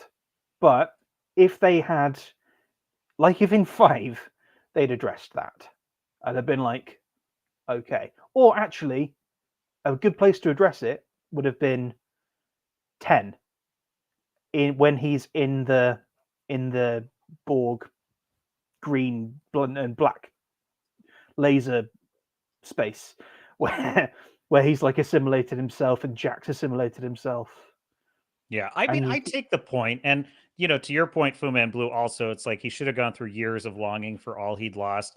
Could they have referenced it? Like, could they have had a line where maybe he even tells Jack, he's like, I haven't told many people this, but I had this experience, and like that would have been cool. And I think that's a missed opportunity for sure. hmm, I think it is sort of implied, right? It's sort of implied. One thing I will give this season credit for is it stuffed as much awesome Star Trek memories and lore as possible into the story without it becoming nostalgia bait, without it becoming too much. And I really I think, disagree. well, okay, here's my reasoning for why I think they got away with it, because we knew this is the last time. Like, and by the way, they kind of imply there's another series on the way, and I don't care. I don't want to see it.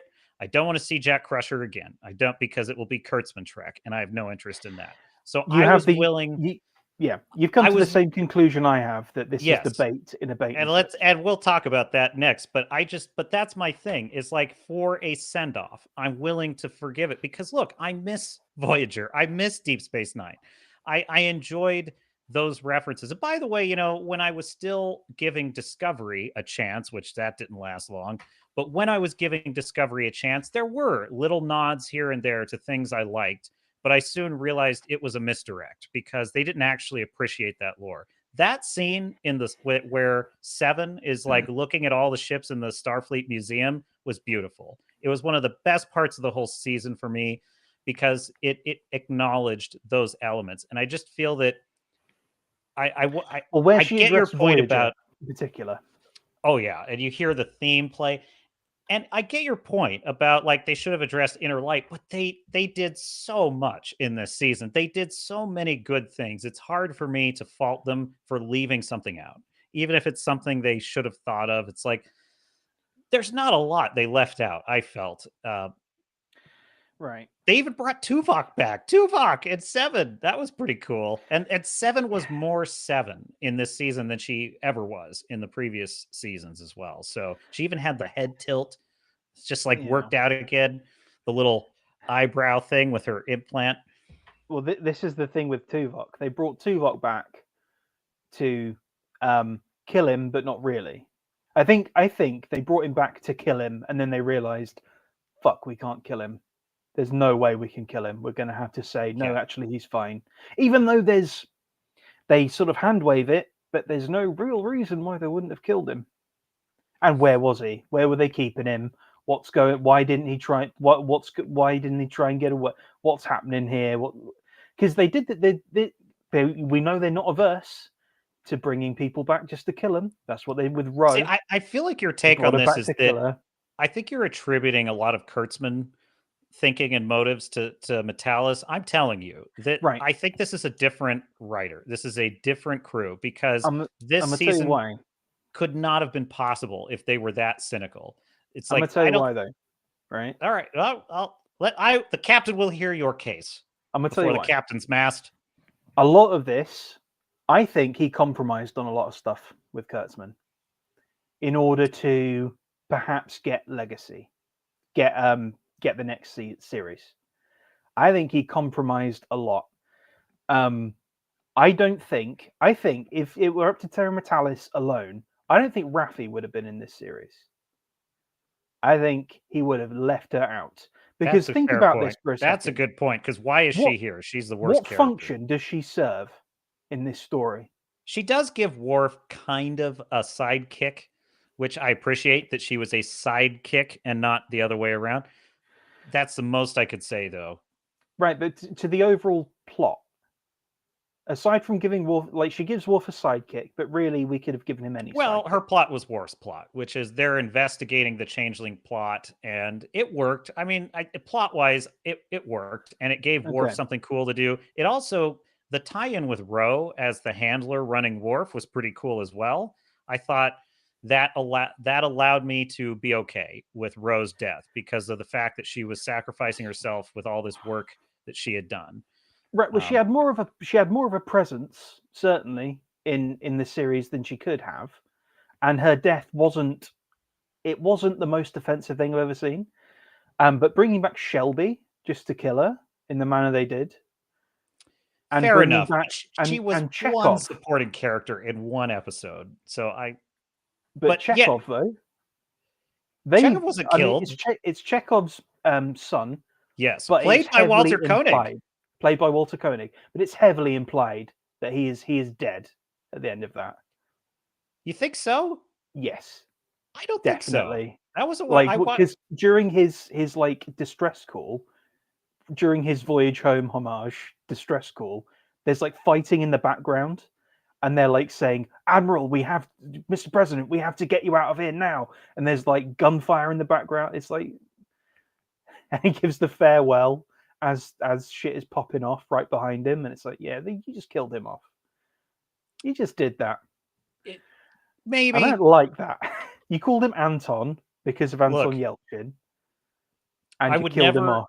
And I was I like, would ugh. never have even watched this season if it weren't for I just happened to catch Robert Meyer Burnett on Open Bar with the Critical Drinker, and it was pure. And I honestly didn't care what he had to say. I was like, yeah, fine, tell me all about how good season 3 is. I'm never going to watch it. But then he actually made this case, and I was like, okay, I will give this a chance. And like this season really by small degrees earned my trust, and so I don't read that as like they just killed him off necessarily, but I also understand why you feel jaded about this because that's how they treat characters in every other series. And I call it the Game of Thronesing of everything. And I think that lazy, not very good writers look at Game of Thrones' incredible success and they love two things about it. They love that it's popular and everyone loves it. And they love that it's dystopian because they themselves are dystopian people. You know, the nicest people in the world. I'm sure Alex Kurtzman would be very polite to the barista when he's ordering his latte. But he's a dystopian SOB, just like most of these writers these days. And they're only capable of writing darkness and death and misery. And that's why they always want to kill off all these characters all the time for no reason. And they love Game of Thrones. They love it without understanding it. And what I will say is Metalis could not have written so many heartfelt scenes of Picard reconnecting with his son, Geordie LaForge, having a meaningful argument with his daughter, not just where she's lecturing him or he's being the toxic male. It's actually a give and a take. There's powerful ties, family ties throughout the story. There's stories of friendship and brotherhood. You just couldn't have done that if you were a dystopian SOB. So I think Metalis truly gets what's good about Trek. I don't think that I think he's working with what he had to work with, because he's working in a series that basically turned our Trek dystopian. So he's having to work within those tropes. But at the same time, like I can't ignore, because this is sort of the thing that gets me here. Like we have to kill, the idea being we have to kill someone off to prove the situation is serious, I think is the attitude we had here. And that's why they kill off Ro. Meaning it's kind of a lazy plot device. It's like, oh, when in doubt, to build tension, kill off a character. Yes. Well, That's I mean, fair. I think a fair critique for sure. The execution of it in episode 5 works because it is the escalation of the threat. So it's like we've just gone, the first 4 are like their own arc. We get out of that. Now we're with Starfleet, but there's more stuff going on. And we have Ro presenting that and then being killed by it. And it's like, okay, we know, and also there's great character stuff between her and Picard. And there's like a resolution to an issue that has been kind of a long time coming with them. Yeah, there's a wound between them, and that was really well done, definitely. But you don't need to do that necessarily with Shelby, right? Now, the thing about the death of Shelby, agreed on which Shelby. really I annoyed agree. me. That was the cheap. thing with what they did with Shelby was they didn't just kill Shelby; they killed her ironically. They had her sign off on all this Borg crap and then get killed by Borg. And I was like, that's so your theory is that Metalis made a deal with the devil here being Kurtzman and his pal, Akiva Goldsman, and that Metalis's deal is like, yeah, I'll keep some of your favorite things in this if you just let me run it. And so you had to answer. I think he had to answer to somebody. Like he wasn't just given free reign on this. No way. Now, according to Robert Meyer Burnett, Alex Kurtzman didn't give a shit and was done with this and had moved on and just didn't care and had kind of left it to its own devices. So do you think he's wrong about that? You think that Kurtzman still had some involvement? He seems to have insider knowledge of what's going on. So I won't necessarily say that he's wrong, but I doubt very much that they just gave. I doubt very much that. I doubt that he was fully allowed to just go ham, because this also comes down to the death of Shaw, which we haven't brought up yet. Now, we brought up the fact that Shaw is a beloved character at this point. Like, people after those first 4 episodes, people were all aboard Shaw. Like, he was brilliant in those first 4 episodes. He really was, especially when he gets up like a boss after just taking this terrible hit on the bridge. Yeah, that was great. And he's still like trying to solve the problem as he is potentially dying of his wounds. He was a true Starfleet captain. Yes, and totally. This is the really annoying thing about Shaw.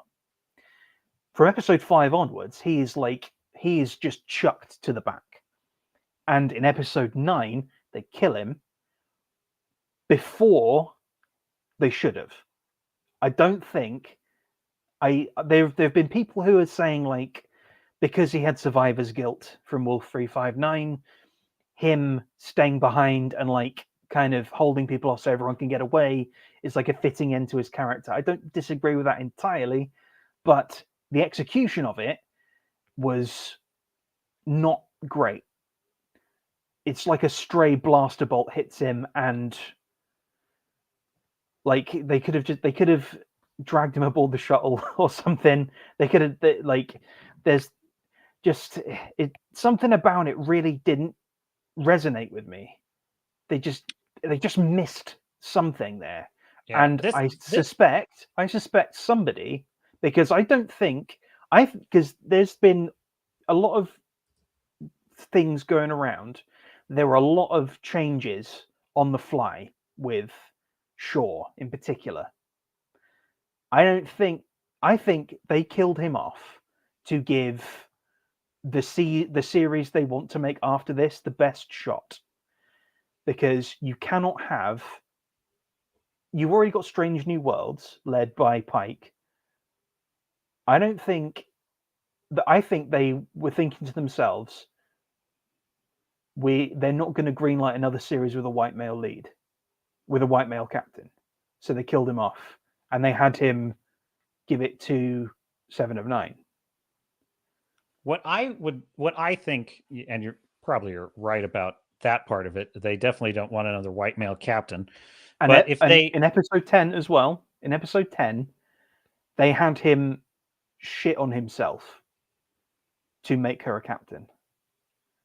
Like the log they play where he's like, I'm a dinosaur, I'm a relic of a forgotten time, and she's wonderful, and she's gonna be great.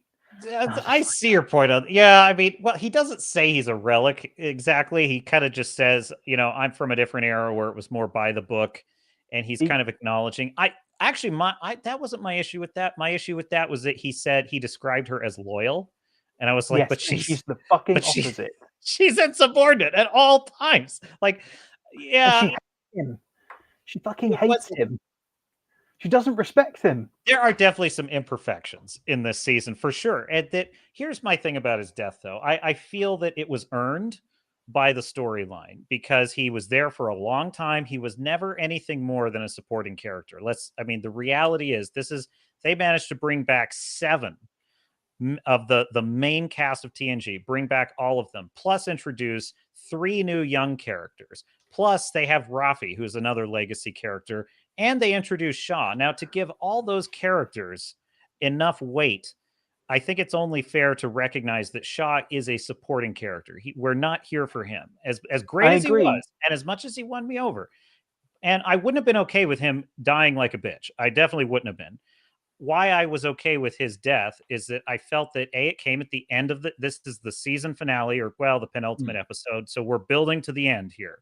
And so that was number 1. Number 2, he had been on a journey as a character that I felt was fitting. And I liked that him and Seven were kind of earning each other's respect. I thought it was mutual. There were reasons he didn't respect her. There were reasons she didn't respect him.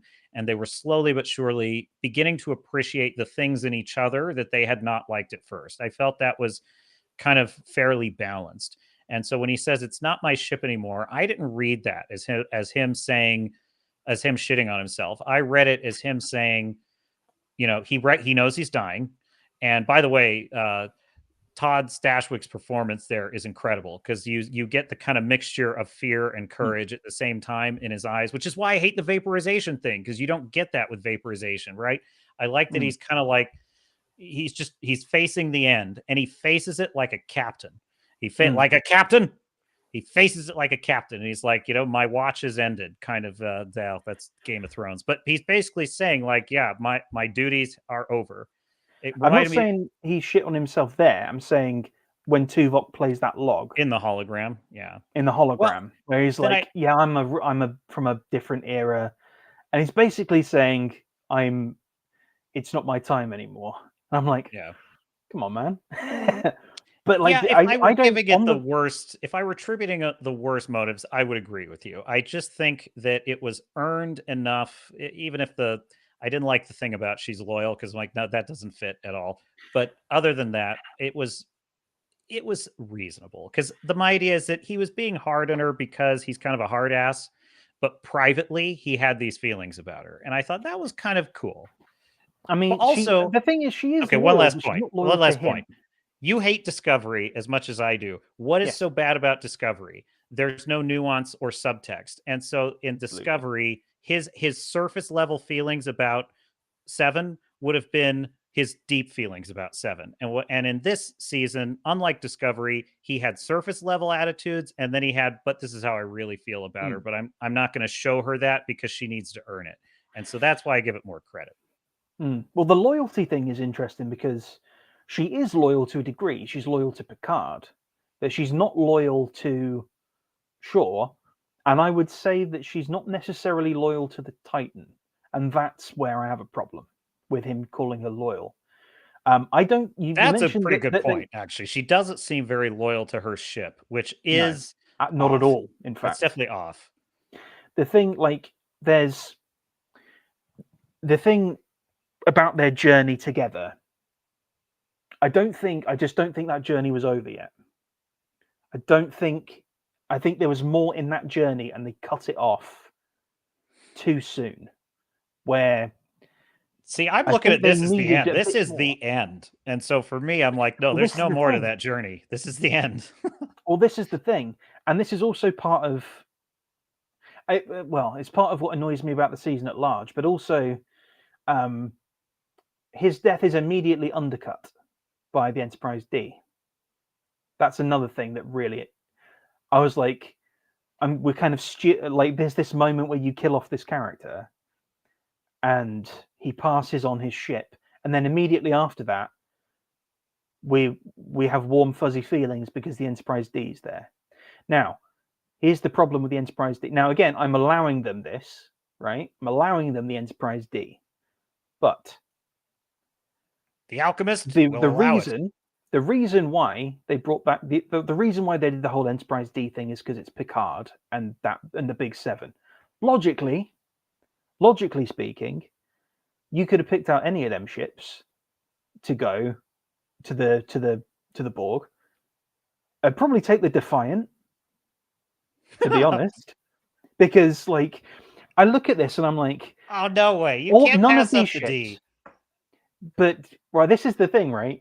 You kind of have to pass up the D, because, like, I'm just going by the internal logic of the show, right? At this point, you need a ship that's not connected to the network, right? So you have a massive choice of ships. You have loads of ships to choose from, right? You don't just have the Enterprise D. You've got all of these ships. You've got Akira's. You've got Voyager. You've got the Defiant, and you have the Enterprise D in this hangar, which we haven't revealed yet. That is pure. The reason they do the Enterprise is just fan service. That's the only reason it's there. It's just pure fan service. It's like, okay, here we go. They need a ship. It's going to be this ship because this is a Picard series. Logically, it doesn't need to be the Enterprise D. I'm okay with fan service. We could do with a little fan service in our modern era, and fan service is just another way of saying giving the fans what they want. And now, but giving it to them in the right way when it is earned. And I think that's, for me, the takeaway is that they earned this. Okay, so now why wouldn't they choose one of the other ships? You could argue that it's just some nostalgia on Geordi's part. My reading of it was that the oldest ship there, in terms of just the technology, the least connected with anything modern, was that ship, because it was the last one that Geordi hadn't even put it in the museum yet. It was still under construction. And so the idea was that, maybe the Defiant is there and it's already had firmware updates from the rest of the fleet, so it wouldn't necessarily be trustworthy. Well, this is the issue, right? If that's the case, then all of those ships should be flying around. All of those ships wouldn't be there. They'd have fucked up. Well, they're not active. That's kind of my point. It's like once you turn it on, then you're going to be getting the Borg virus. But let's get would they be connected to the network though, of their museum ships? Because, like, the thing is, like, they have active equipment on them, because we already know that, because they ripped the cloaking device out, one of them. And at the end, I mean, this is sort of retroactive, because at the end, the Enterprise D is perfectly functional. They just turn it off and stick it in a booth. So, I mean, did they do that with all of them? We don't necessarily know. You can logically go to the point of, okay, we need a ship. We have the Enterprise D. It's the ship we know the best. Like, we operated the ship for years. We did great things on this ship. So it's probably going to give us our best shot. Now that's fine. Yeah. And I'm well, not that's a pretty good justification. I like that justification. Like, I think that's pretty fair. Yeah, I mean, it's one of them things, isn't it? It's one of them things. Like, well, look, here's the deal. I would much rather be arguing these sort of technical points. Look, I used to have these exact arguments about Voyager, about Deep Space Nine, about the TNG movies, because there were, and back then, that was back in the days when Star Trek fans would write letters. They would write letters to all the you forgot about the Kirk episode where they established this in the lore. And it's like, yeah, we used to love having those debates about things. So Star Trek has never been perfect. It's always had little technical errors and little bullshit magical technology once in a while. But if the heart and soul of it is there, see, that's my thing is, and I'm not letting them off the hook for writing a cohesive plot, but I am, and I think they did mostly, and not a perfect one. I am saying that the heart and soul of the characters in the story is there, and I'm willing to allow it. And before I forget, I want to get to Fu Man Blue because he says, I think it boils down to the writer's take on exactly what happened with the brain beam. Was it like a download, or did it feel like memories for him? Okay, we're talking about the inner light there. I'm not being critical about the inner light thing. I never even thought of it until you guys mentioned the episode. The loyalty was 100% true because he saw the lengths that she would go to in order to honor Picard. I think that was loyalty. What were we talking about with that? But not the Titan. Oh, right. That's the loyalty 7 between of 9. her and yeah, not because. Okay, I get that. Fu Man Blue says he had a problem with the position of her loyalty at first too. Then as things unfolded and he saw the way Picard's people do their thing and started to understand why she chose Picard when she had to. I can't imagine taking the risk of convincing the museum staff that powered down ships needed the system. No way those are linked. So Fu Man Blue is basically saying, right, that none of those ships could be linked to modern technology. I mean, in theory, yeah, the Bounty, very analog. Any of the older ships, definitely. But like theoretically, the NX-01. I mean, that's never going to take a board keep. No, it's never. The Defiant and the Voyager, I think you could argue, are too modern because they still might have tech that might be vulnerable, whereas the D was older than those ships and those designs is kind of where I'm at with it. But I actually think I like your reading that this is the ship they knew. This is all they've got. They are the only people in Starfleet who can save the day. They better go with an old reliable.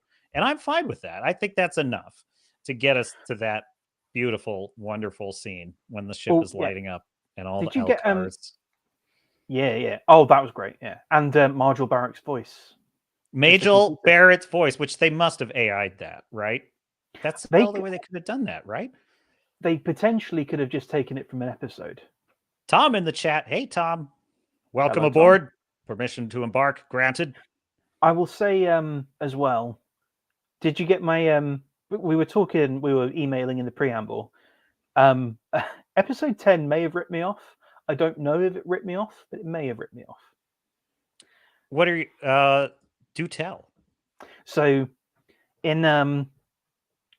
So I... Oh, you mean in your writing. Right. Okay, yes. Yeah. Now, it could just be coincidence. It's probably just coincidence. But also, so I wrote some fan fiction, and also I have my series of novellas, the Kodiak series, and that scene at the end between Tuvok and 7 of 9, where they use the dead captain's log to endorse her candidacy for captain, is sort of ripped straight out of Kodiak 1 Trial by Fire.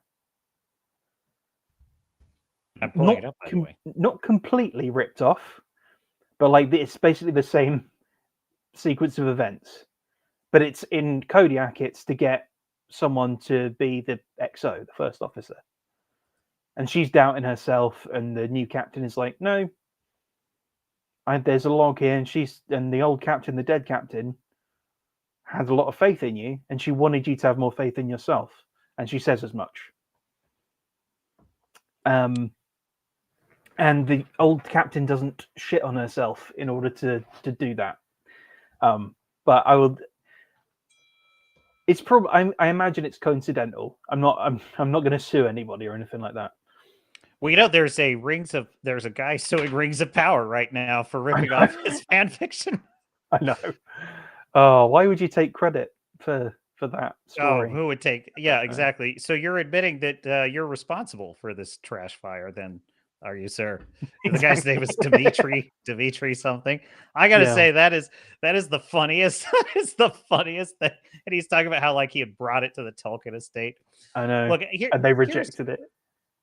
I've been to a lot of writers groups, working on my own writing and stuff like that. And I would always run into people that are just terrified of like, don't show this to anyone. Don't tell anyone that you read this plot because I don't want it stolen. And my attitude is, there's nothing new under the sun. And I probably just in my own consciousness have used elements of stories I've read dating back years, like tropes, things like that. And I think it's just, there's a zeitgeist, right? There's a lexicon that we all draw from, and some of it is totally unconscious. And so I think that there's parallelism, which is where two things independently form a kind of parallel. And then there's times where people just don't even consciously recall that they read something somewhere and it finds its way in. And I think this is why so much of everything is influenced by Game of Thrones right now. My own writing, I started having to purge that because I started having these temptations to have these kind of Game of Thrones like things happen. And I suddenly realized that is so much in the lexicon of writing these days that it's kind of a poison. And so my thought is, look, if someone steals your story, if there's real stealing where it's like you literally sent them the manuscript and they ripped it off and gave you no credit and it's like line for line, that would be one form. But I would say the kind of other form of like someone heard your idea and then later when they were writing they used it and it turned out to be great. My attitude is you gotta write your story. Like that's why you gotta write your story, because if you have a story to tell and you wait too long, someone else is going to tell it. And so I kind of feel like if someone steals my story, damn it, I should have wrote it. I should have wrote it faster. I should have worked harder. Yeah. Well, that's the thing. I mean, even if they did rip me off, it's like whatever. It's like that one element. I'm not that bothered about it really. Like, it's just kind of funny. It's happened before, which is also funny. I think that some things people, tend to look at as like, oh, so that was stolen from this or that. I would say, look, let's take Star Trek season 1 for example, that totally ripped off Mass Effect, right? I say specific, yes, Picard season 1. They totally ripped off Mass Effect, not because they had a plot about a race of sentient machines that were going to wipe out all organic life. That's not specifically why I felt they ripped it off. I felt they ripped it off because they sort of replicated every element of the idea of like synthetics are a singularity that is going to take over all life. They will, and that there is this race of machines that wants to balance. They want to like favor synthetic life and rebalance the galaxy. And then there's this whole thing about how they're trapped outside in dark space. And like, so basically at every single level, it's Mass Effect. Yeah. So for me, one or two things that are similar wouldn't bother me, but it's like when every level, and I think the thing that offends me about it is that it was poorly replicated because Mass Effect did it way better.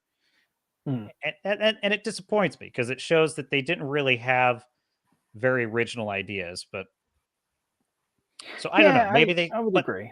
You could sue them. You could feel I've got my post-stamped self-addressed. My only like I wouldn't sue them if they did rip me off. Like I wouldn't sue them. I would just be like, just credit me. Just credit me. Yeah, it's like that's this a fair deal. It's not going to be like I'll just be like this is going to be more trouble than we need really, and it's going to take up time. Just put my name in the credits. That'll do. Yeah, I think with my whole thing is with tropes, it's like you can use an old trope, but it has to be done with some cleverness, So So what else? What else have we covered? Let's see. We covered I want to talk about the hook at the end of season 3 because we can't miss this.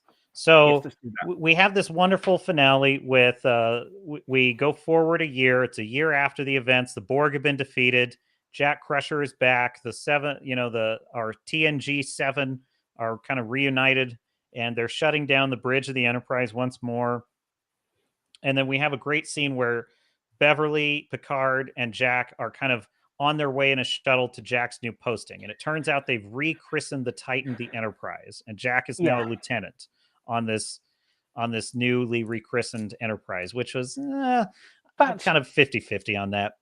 I'm a bit like, really? Why not just have it be a new ship? Just have it be a new ship named Enterprise. I would have been okay with that. Because we also have the Enterprise J shown in this. And so Enterprise F is this is the Enterprise F. Yeah. Well, the G is, the Enterprise G is the Titan. And the Enterprise F was the thing. Oh, you're right. You're right. Commanded. Okay, you're right. Yeah, it's the Enterprise G is what we're getting. So anyway, so we get all of that. And then we have this wonderful finale scene with the original set next gen crew playing poker, which was great. And that was, and we play them out on that. They have the classic TNG movie theme is played over the credits, and we just see them playing poker, and that was wonderful. They brought back the limerick as well. They back there was a young lady from Venus. Yes. Yeah. And then Picard has a poem that's pretty good. Yeah, that was all really well done. And then we have at the post-credit scene, we have a scene where Jack Crusher is settling in on the Enterprise, which was previously the Titan, and he's settling in his quarters, and who should appear but John Delancey's Q, and he's got new trouble for Jack. Now, here's the thing about this. I think that was one more retcon that was a middle finger to Kurtzman, because they killed off Q in season 2 in the most bizarre, weird way.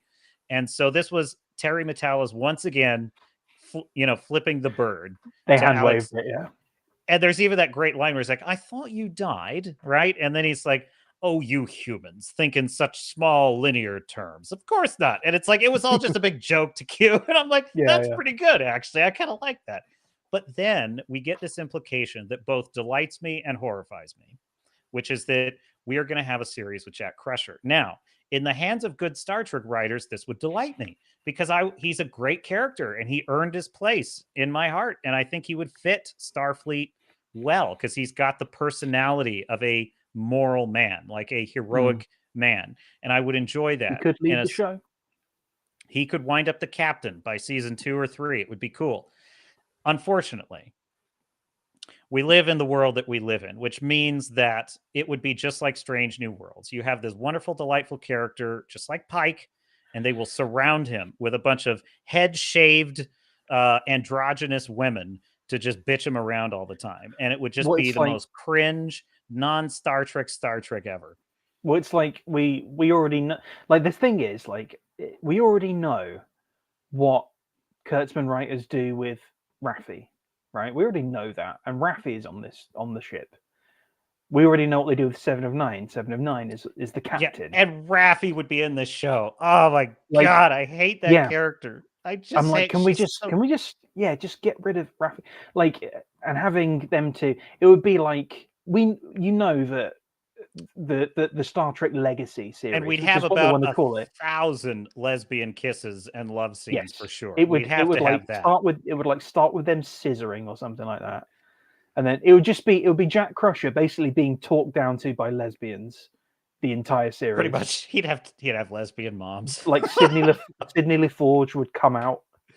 Like, oh, they wouldn't do that. Oh, they would. I wouldn't put it past them. No, I'm shipping Jack and Sydney. Fucking would. I bet you they fucking would.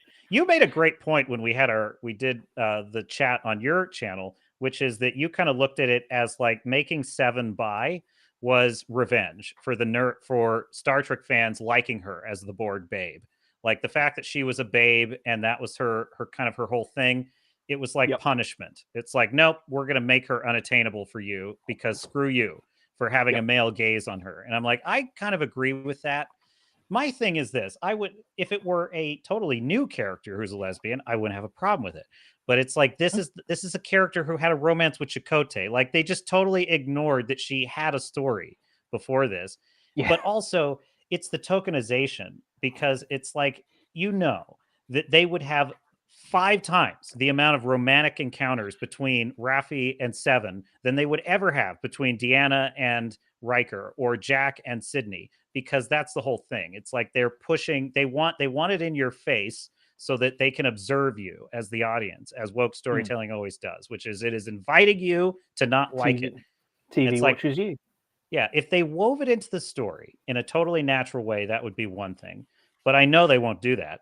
It'll be an opportunity for propaganda. So yeah, that's that. I hadn't even thought of that until just now. Like Raffi at 7. Oh my god, it would be awful. No. Well, this is the another thing. So looking at the series looking at this season overall, it I wanted to kind of be precise about how I felt about it, right? I wanted to see exactly where because we graded out of 10, kind of grade out of 10 roughly. So I was like, okay, let's see exactly where I'm lining up. And like considering all the episodes just taken kind of on their own and with some progression, it was like I'm averaging out to about a 6, I think. 6.5. Okay, now taking it all into account and taking the story as a whole, where does it go? And it just dropped. It was like, okay. Because I look at it and I'm like, there's a lot of wasted time in this series. Like a lot. Like we've already said, like what function does Raffi have in the season? And it's basically none. Like she has no story function whatsoever. They could have dropped her. And you know, I would almost have preferred, not exactly, but if you had to keep one of those characters, keep Laris. Make Laris the spy. She actually was a spy because she was in the Tal Shiar. Just make Laris the one that's working with Worf. She's at least attractive to look at and is kind of charming and pleasant as a character generally. I would say, like I'm okay with Laris being in season. I'm okay with her being in the season. Like this is the most like likable and fun she's been actually in the entirety of Picard is in season 3 and like the little bit of season 3 she's in. But Raffi has no function. And when I really looked at it, all the stuff on Metalis has no function in the story. All of the stuff they find out on Metalis, the people on the Titan find out entirely independently. It's like there's that attack on Starfleet Academy, they wind up needing, which is pointless. But they do wind up needing all the intel because they would never have been able to figure out what they were stealing from Daystrom if they hadn't had Raffi and Worf's intel. So, look, I will never argue with you that I would give anything for Raffi not to be in this series. She's the worst character. But part of it is, too, I don't like the actor. I don't like the character. She's terrible. She's annoying. She even had that stupid line when, like, Worf and... Worf and Riker are going through Daystrom and they're having this wonderful little conversation. And she says, boys, we need to stay focused. And I'm like, who the fuck are you? Please. Like, could you kindly just fuck off? Because like the adults are talking, the legacy characters that we spent 7 years of our lives with are talking. Who the hell are you? Like, I really, also that's a dumb line. That's like, that's something a like creative writing 101 person would have written. And like in episode 8, they like give her like this weird. She like comes out with 2 swords out of nowhere, and she starts like hacking into changelings, which have guns, which can. I know what is up with that. Like though, and they're changelings. You can't attack a changeling with a sword. It's a changeling. It's just gonna go and then kill you. Also, why were they these kind of giant like creatures that could never change shape? That was weird. Giant owls. They look like big owls. They didn't seem to be much of a purpose to that. Like, just they have this shape. Okay, like, why? They're just henchmen. Yeah, that never transform. I will say that probably, you know, Raffi is the character I think they like because she's so meta.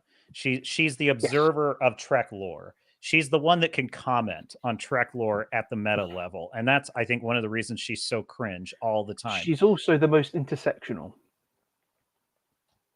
She crosses 2 intersectional lines. Shit. I didn't even think it. You know, sometimes even that escapes me. But you're right. She is the intersectional choice.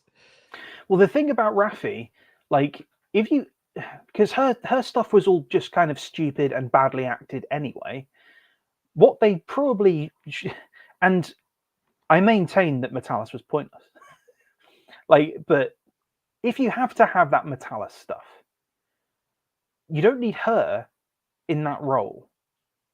because even in like Picard You could have seasons just 1 and had it be 2, Worf just working right? on You could Mattel's. have, right? But You could, even you know, you could have even had Worf work. It could have just been, instead of Raffi, it's Worf, and instead of Worf, it's Ro, and then that would have right, been what I pretty would have good. done, what I if it had been me, because what 100%, you're not Michelle Forbes is in no way costing more per episode than the actress who plays Raffi.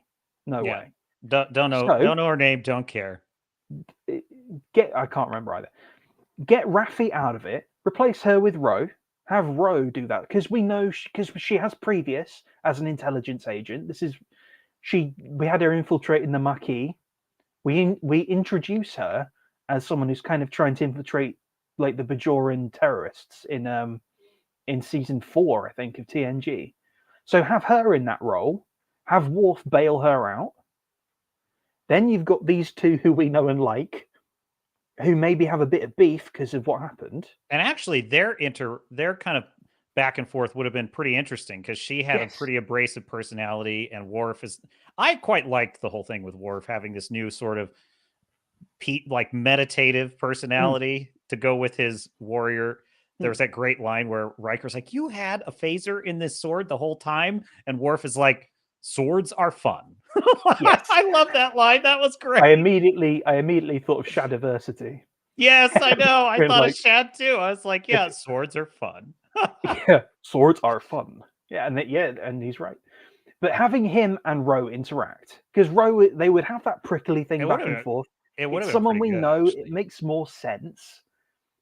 And then you have her go to the Titan, and you can have that thing with Picard. Now you replace Ro in episode 5. Replace her with Shelby, who we've gotten back for some reason, because Shelby is too fucking smart to be taken in by all this nonsense, or have it just be replaced by anybody, right? Yeah, you know, Shelby, actually, that was one of the most Kurtzman things in this whole season, was that whole scenario where, because the actress who played Shelby sounded very like bad. Like, she just did not sound like a good actor at all. She was very wooden in her performance there. Also, her lines were very generic. Also, the moment where she gets shot is the most generic way to write that possible. Oh, well, Edson, what are you doing? Ah, it's like this is basic bitch, like all the way. Yeah. So, and Kurtzman Trek is filled with that, by the way, filled with it. And the first season of Picard, you and I mentioned, we're talking about this too. The reporter interviewing Picard is just like that. Like, this isn't how a real reporter actually talks. Like, even bad ones, like, don't talk this way. So yes, that was terrible. Fu Man Blue has some thoughts about Raffi, by the way. He said, "I've had nightmares about the weird looking lady that plays." I agree with you. The weird looking lady that plays Raffi since the day I saw her in the Everglades series. Built-in loathing for any character she plays. And the weirdest gaslighting thing about her is that she's always portrayed as the pretty face in the story. It just blows my mind. I love how all the people I see with guns run up to the heroes to shoot them. Yeah, that's a good one. That's a good point. We should bring that up. Exactly. And not to sound obsessive, but I did get a bit tickled seeing her dressed down and addicted. She's the Willem Dafoe of the female pretenders. Oh, come on. Willem Dafoe's a good actor, though. Like, he's hideous to look at, but that's partly why he's so great. Raffi is, you're right. She is a very, let's just put it the way Jim Dangle would put it in Rito 911. She is a very unfortunate looking woman. It's just what I would say. She is like, I don't like her. Her voice annoys me. Her attitude, her demeanor, her facial tics. I can't stand anything about her. And you know what I hate the most about her? It's that you could tell the show loves her. The show loves her. They want everyone, they give her every snarky line. They give her every snarky observation they can. She was the least offensive in this season she's ever been, but I was holding my nose the whole time she was in this. But she was still offensive in this season. I was holding my nose, totally. I was just like, oh, Raffi scene. Okay, yeah, go ahead. Cut her, like, all I'm doing, like, literally, right? By that character shift, I'm not changing the story at all, right? I'm just taking her out of it and shifting some characters over. You take her out of it, you put Ro in her role. You put Shelby in the Ro role, And then in the Shelby role, getting Oh, shot now on the bridge that's of the Enterprise F, you bring in Admiral Hubris, Admiral sheer fucking hubris, and you have her get shot on the Enterprise oh, bridge. you're right. Oh my God, they missed a big opportunity to have They her did. be the one that gets just totally pwned, especially and to have Picard being the one warning her and she doesn't listen. Oh, dang it. Yes. Oh, I wish you had told me that because now you're right. You're so right about that. Fu Man Blue points out that he's talking about she looks like Willem Dafoe, which okay, all right, Yeah. that's Captain. Captain agrees with you. She's Does kind of look like portraying. Willem Dafoe. Oh, Fu Man Blue, I'm so sorry to hear this. My condolences. She's portraying a character in a game I'm playing. So pissed. Oh, I hope it's not a really like if it turns out she's in the next Mass Effect, I'm gonna be really upset. I'm gonna just like, Ugh. am I? Oh God. Ugh. Hopefully she's not ruining a really good game. Hopefully it's like one of those kind of mid-tier games you're not super excited about. Yes, I Rafi is awful. And so here's the thing. So tell me, I have not seen anything about this, and if I had been a more diligent captain, I would have had a video prepared for us. But you said that they are doing a new series called Star Trek Legacy.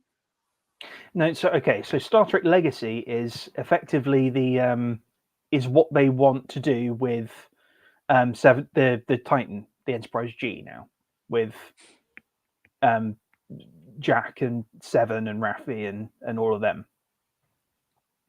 That's the idea behind that. And is there any kind of trailer for this, or is there anything announced? No, I mean it seems like there is it seems like based on what I'm hearing from like Burnett and Nerdrotic and that it's not happening, which I'm kind of glad about actually. I'll tell you what. I would want just a Jack Crusher, totally disconnected from anything in Picard, on his own, on a totally new crew, and just have it be a few years later and he's a captain. That's what I would like. I would just fast forward to it's 5 years later, he's a captain on a new ship, and we just go. And I think that would be amazing if Terry Metalis were writing it. That what a beautiful setup they have for this character if they did that, because he's got the history of Picard. And look, this is the hardest thing to do with a series like this, where you are having a legacy, a torch being passed. I mean, really, it's what the Star Wars sequels failed miserably to do, which is the older characters passing the torch to the young characters. And by the way, this is one of the reasons that Jack Crusher was a big red flag for me for much of the early part of the series, because I knew this is where they were going. I knew this is what they were doing. This is a torch passing character. And it bothered me because I'm like, what if I don't like him? If I don't like him, I'm going to hate this. I'm going to hate it. And I'm especially going to hate that because he's Picard's son, he gets to have Picard's legacy. And that's the mistake they made with Raffi and all these other new characters they bring in. It's like, just because you're connected to an old character, just because you tell me you're their best old chum, or just because you're their child, does not mean you get to just walk onto the set and immediately be all the things that this character was to me. And so I was very pleased to see that Ed Speleer's portrayal of Jack Crusher really earned his place in my heart, and really not just in my heart, but as a Star Trek character. Because what I did not like about him in the beginning was that he was a very selfish, roguish character, which is fine. They can exist in the Federation, but I still expect more of a roguish character in this future. And I was very pleasantly surprised at all these little scenes where he's nervous about all these people are at risk because of me, or I should do something about this, or I should trade my life for theirs. It's not fair. And that showed me that this is a Federation character. And so he's earned his place in Star Trek for me. And I would like to see him in the right vehicle, but that just won't happen. It just won't happen. And Fu Man Blue says, although his character would be totally different, no longer feeding the torture he was experiencing throughout the show, I liked what we saw at the end, though. Well, I would like that, though. I would like that the vines are gone, the visions are gone, the Borg are gone. And now he is a man who is now, like, that's a pretty good origin story. It's like, yeah, he's come a long way. He earned his stripes. He's found a way. He's found his family. He's found his place of connection, which is Starfleet. By the way, Matt, I want your thoughts on this too. There's a great line in the first 4 episodes where not Picard, but Crusher and Riker are talking. And Riker's kind of just giving him kind of the business about being a plucky kid and just saying, oh, there's a striking resemblance. He's like, oh, stop that, you. And okay, actually, no, I'm mixing my scenes because no, there's a scene where Picard is talking to Jack, and Picard says, you know, you could do worse than Starfleet. He's like, what if you were in Starfleet? Starfleet's folded quite a few rebellious types into their ranks. And he's like, I'm not Starfleet material.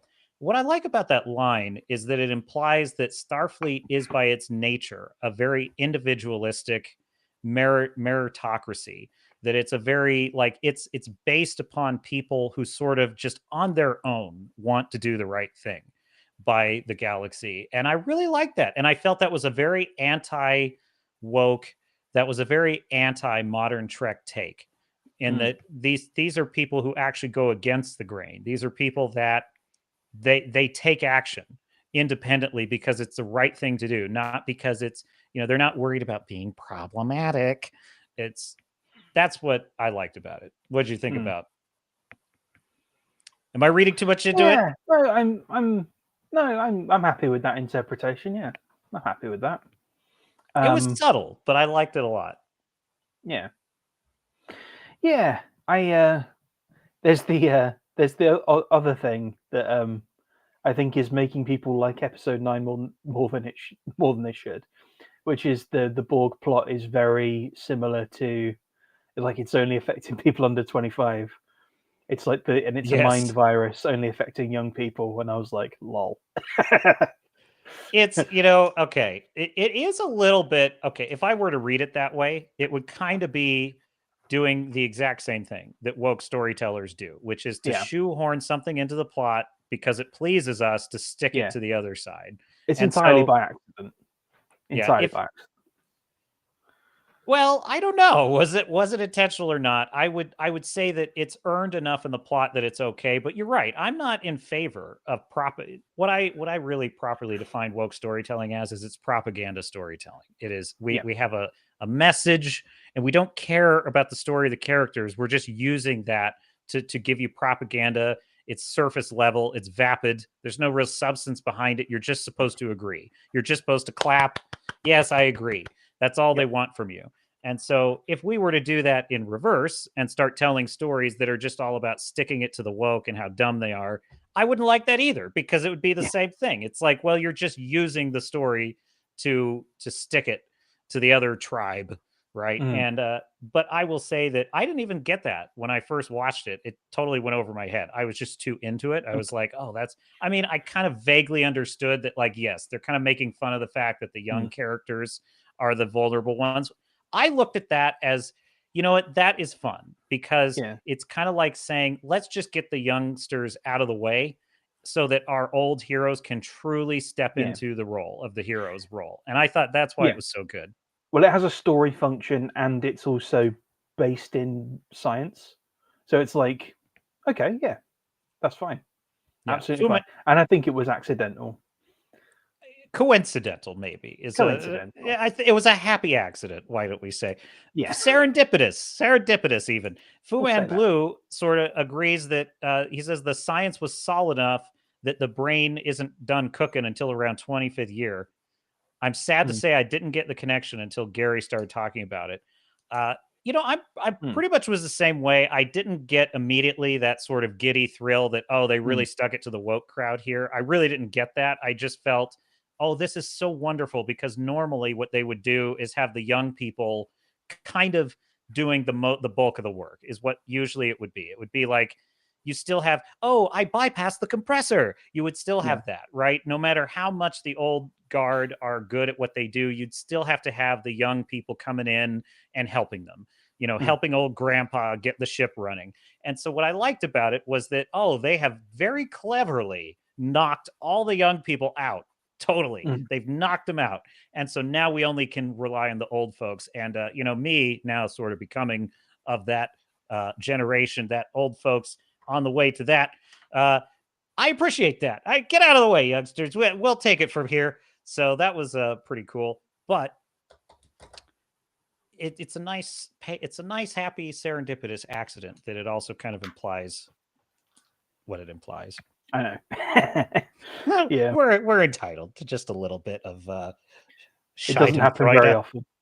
But it's also like it's also that sort of fear of a technocracy as well, like having everything interlinked and the removal of individuality, because you've got the fleet all interlinked, and we can just do this. We can all act together, and it's only for emergencies, but it's not really. Yeah, the It's like the Frontier Day, subversion. the fleet organization Frontier Day thing to me is the weakest part of the whole plot. It's the weakest part. Second weakest part is the whole odd implication that this is the last of the Borg without any real explanation of that, which I didn't like either. But I would say that what I really just, there were several components of it that were so dumb to me, which is like, number one, gathering all the ships together, as mentioned, silly. Connecting all the ships. Well, what actual tactical advantage does that really have? Like, that was not clear to me either, because the whole reason that we were able to resist the Borg as was implied over so many seasons and movies, was that the individual fallibility of individuals working together often was what was the Borg's undoing. The Borg were so unified and so single-minded that they often, would be undone by the kind of imperfections of we small mortals working together. And I kind of liked that. And so, and frankly, Janeway and other captains have said as much. Our individuality is what gives us an advantage. So the idea that the solution is to network all the Starfleet ships and have them work together as a hive, what? Like, that doesn't actually make any sense to me as a tactical advantage. What would you use that for? Would you use it against the Dominion? Right. Well, this is also the implication, maybe, that the Borg and the Changelings have kind of like wormed their way in and gone, hey, this could be a cool idea, doing the... And then they just kind of develop it over time, and the Changelings have taken over enough people to push it up the chain of command. And that's what kept it from being a strike for me. That's what kept it from... I would for me, the stupidest thing is Jack going to the Borg. But I get it. I really, I do get it. I understand what your feelings on that. I kind of let them off the hook on that. For me, what's worse, the worst problem for me is the Borg Queen being the last of the Borg, because that just wasn't explained. It just wasn't set up at all. I mean, a couple lines is all I'm asking for. Like, ever since Admiral Janeway led that party into the Delta Quadrant to wipe out the Borg, no one's heard from them. Okay, I would have liked that. That'd have been cool. I would have enjoyed that, because Admiral Janeway kind of inherited the mantle of the Borg fighter by the end of the series. Yeah, well, it's another interesting thing of like, is this Borg Queen the first contact Borg Queen, or is it a different Borg Queen? Because it's implied. I mean, I don't even want to think about that, because that would be so many mental... Well, because actually one thought I had too was, there's a great episode of Star Trek Enterprise where they discover the remains of the Borg sphere in the Arctic. That was a good episode. It was a good episode. And I would have thought they could... I was pissed when I heard the Borg were going to be in it, because I'm like, Enterprise, there should be no Borg in Enterprise. What is this? But then it was so well done that I was like, okay, that was cool. And they were scary again. That was the other fun part about it. So there are very few times when they've actually, in the grand scheme of things, there's a very few times where they've made the Borg actually effective and scary. That's one of them. Best of both worlds. Yes. I would say this. I would say Picard season 3 did, to a degree. First Contact did, I think. First Contact did a good job with the Borg. Yes, I quite like First Contact, as we've established. But I will say, I think I agree with your point that it was more scary and more Lovecraftian when it was kind of just that the Borg had just hatched this scheme to sort of take humanity without firing a shot. Like, that's a cool idea.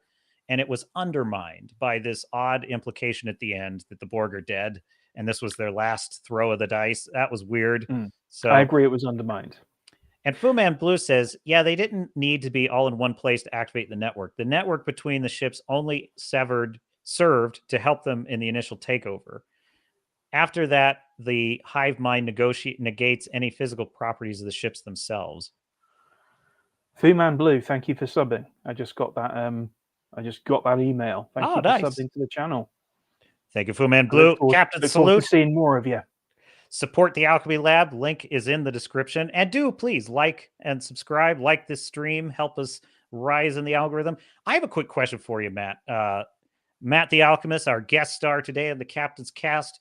I noticed something interesting on my second viewing of episode 10, the star parallax. Did you notice this? One of my complaints of the new Trek is that they changed the star parallax into this boring, like it honestly, it looks like the hyperspace in Star Wars now, which is also boring, where it's just like this, just like this light. All it is light. And I find that very boring to look at, and I never enjoy it when they go to hyperlight. They did this in the J.J. Abrams films too. So when they get on the Enterprise D, it's the old star parallax again. And I'm like, well, how do we explain this? Are they saying that now modern ships are going faster and that's why they have the new? What's your take on this? So that's a science thing. I'm okay with, because it's blue shifting, I think. Yes. Where when you go faster than light, what happens is the stars turn sort of bluey, sort of as you're moving faster than certain light spectrums. Mass Effect, actually, if you read the codex, as I've read everything in the codex in Mass Effect because it's pretty good. But they explain actually. Well, it's blue shifting, right? Because blue shifting is where the frequencies get compressed. So it's like the Doppler effect, right, with light. So what actually happens in Mass Effect that they explain is that all of the actual visible light spectrum becomes invisible at FTL, and the high energy spectrum becomes, the low energy spectrum of like radio waves and infrared become visible. And so what happens is you actually see objects you can't see when you're not going faster than light, and then behind you, gamma waves become visible as kind of like red light. So that's pretty cool. I kind of like that explanation. My take on what they're doing in Trek is that they're just trying to make star parallax look more interesting. They're just updating it for a modern audience. And I making it look more Star Warsy. Yeah. If you're trying to say that the original star parallax in the series was not accurate, I agree. It wasn't. That's not how it would look. I don't care. But it's the visual. It's the visual language, though.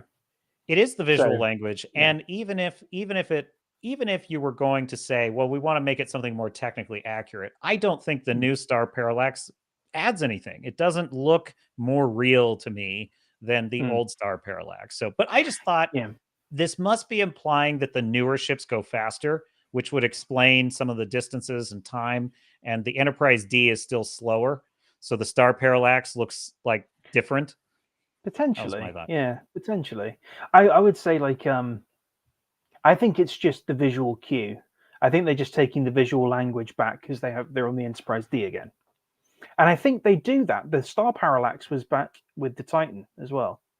I actually think this is a Terry Matalas thing. I think he changed it back because when the Titan's at warp, they have the same thing. It looks like it did.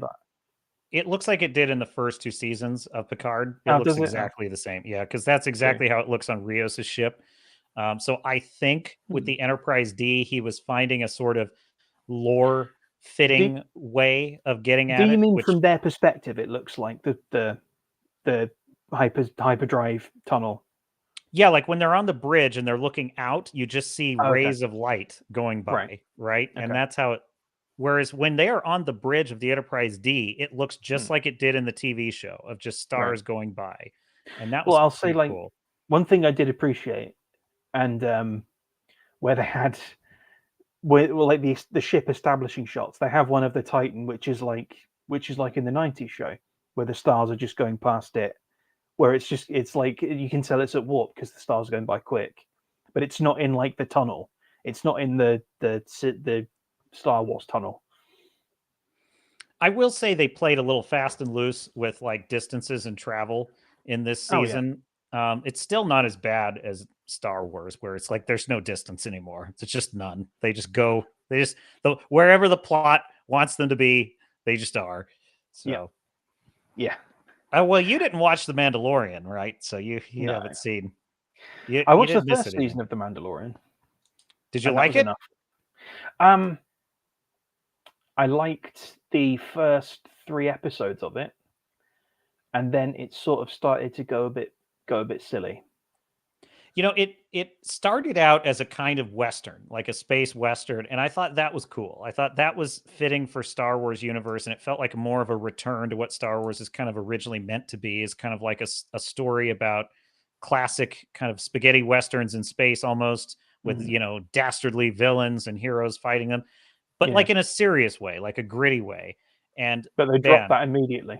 no, it's turned into it's a children's cartoon. It's worse even than, because I enjoyed the Clone Wars, but even the Clone Wars had about half of those episodes I couldn't take because they were so childish. Some of them were brilliant. Some of them were like, there's an episode where it's just the clones in this kind of Hamburger Hill, almost Vietnam War kind of scenario that's just amazing. And it's strikingly dark for that series. But like, this is Dave Filoni and Jon Favreau.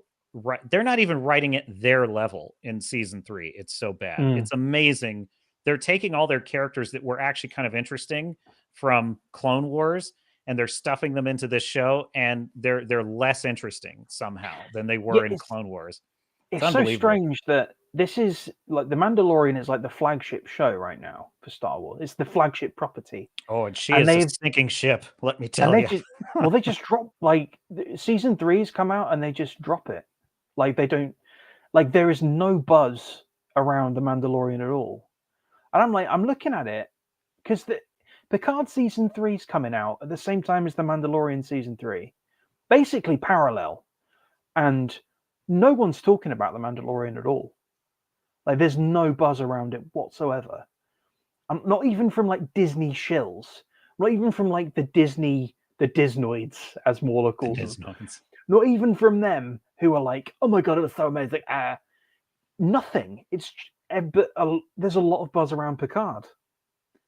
There was no buzz around Picard season 2, but there's loads around season 3. Although Red Letter Media's reviews of Picard season 2 are legendary. They're so good. They're unbelievably good. So if you want to know why season 2 of Picard is the worst season of Star Trek of all time, please do check out there. It is so funny. But like, I'm really looking forward to their video rounding off season 3. I haven't watched any of it. I didn't want to be influenced. I haven't even watched any of Gary's reviews, even though I normally would, because I just want as fresh a take as I can get for my own reaction to the show. And I'll probably go back and watch them now because I am curious, of course. Well, his reviews were pretty good because he wasn't too spoilery. Dave Cullen started spoiling stuff, and that was like, no, don't do that. That was annoying. The Popcast guys started spoiling stuff, and I was like, okay. I got to be careful with the thumbnails because sometimes they put Tuvok in. He put Tuvok in a thumbnail on one of the reviews, and I was like, dang it, no, I haven't seen it yet. I didn't know Tuvok was in it. So yeah, but I'm so glad. I had no clue Enterprise D was coming back, and I wasn't even kind of looking for it either. I kind of just didn't even think that was a possibility. So, but yeah, Mando season 3 is. I would say it is like 8 episodes of nothing. Like, no, 6 episodes of nothing happening. Nothing. Then it's 1 episode of supposedly exciting, dramatic things happening that would have been nice for like the beginning of the season, maybe, to set up something happening. And then the final episode is the most unearned final battle I've ever seen, where it's like you're meant to just be so enthralled by all these dramatic sacrifices and all these powerful villains and heroes clashing. Honestly, that show's hard to even remember because it's like, so did anyone die? I think one of the Mandalorians sacrificed himself. You can't tell the difference. They're all wearing those helmets. I don't know who they are, but like, did Mando die? That was something that was going on. No, Mando didn't die. Bo-Katan is still around. And then I think Moff Gideon dies. And spoiler alert for Mandalorian. Did he actually die though?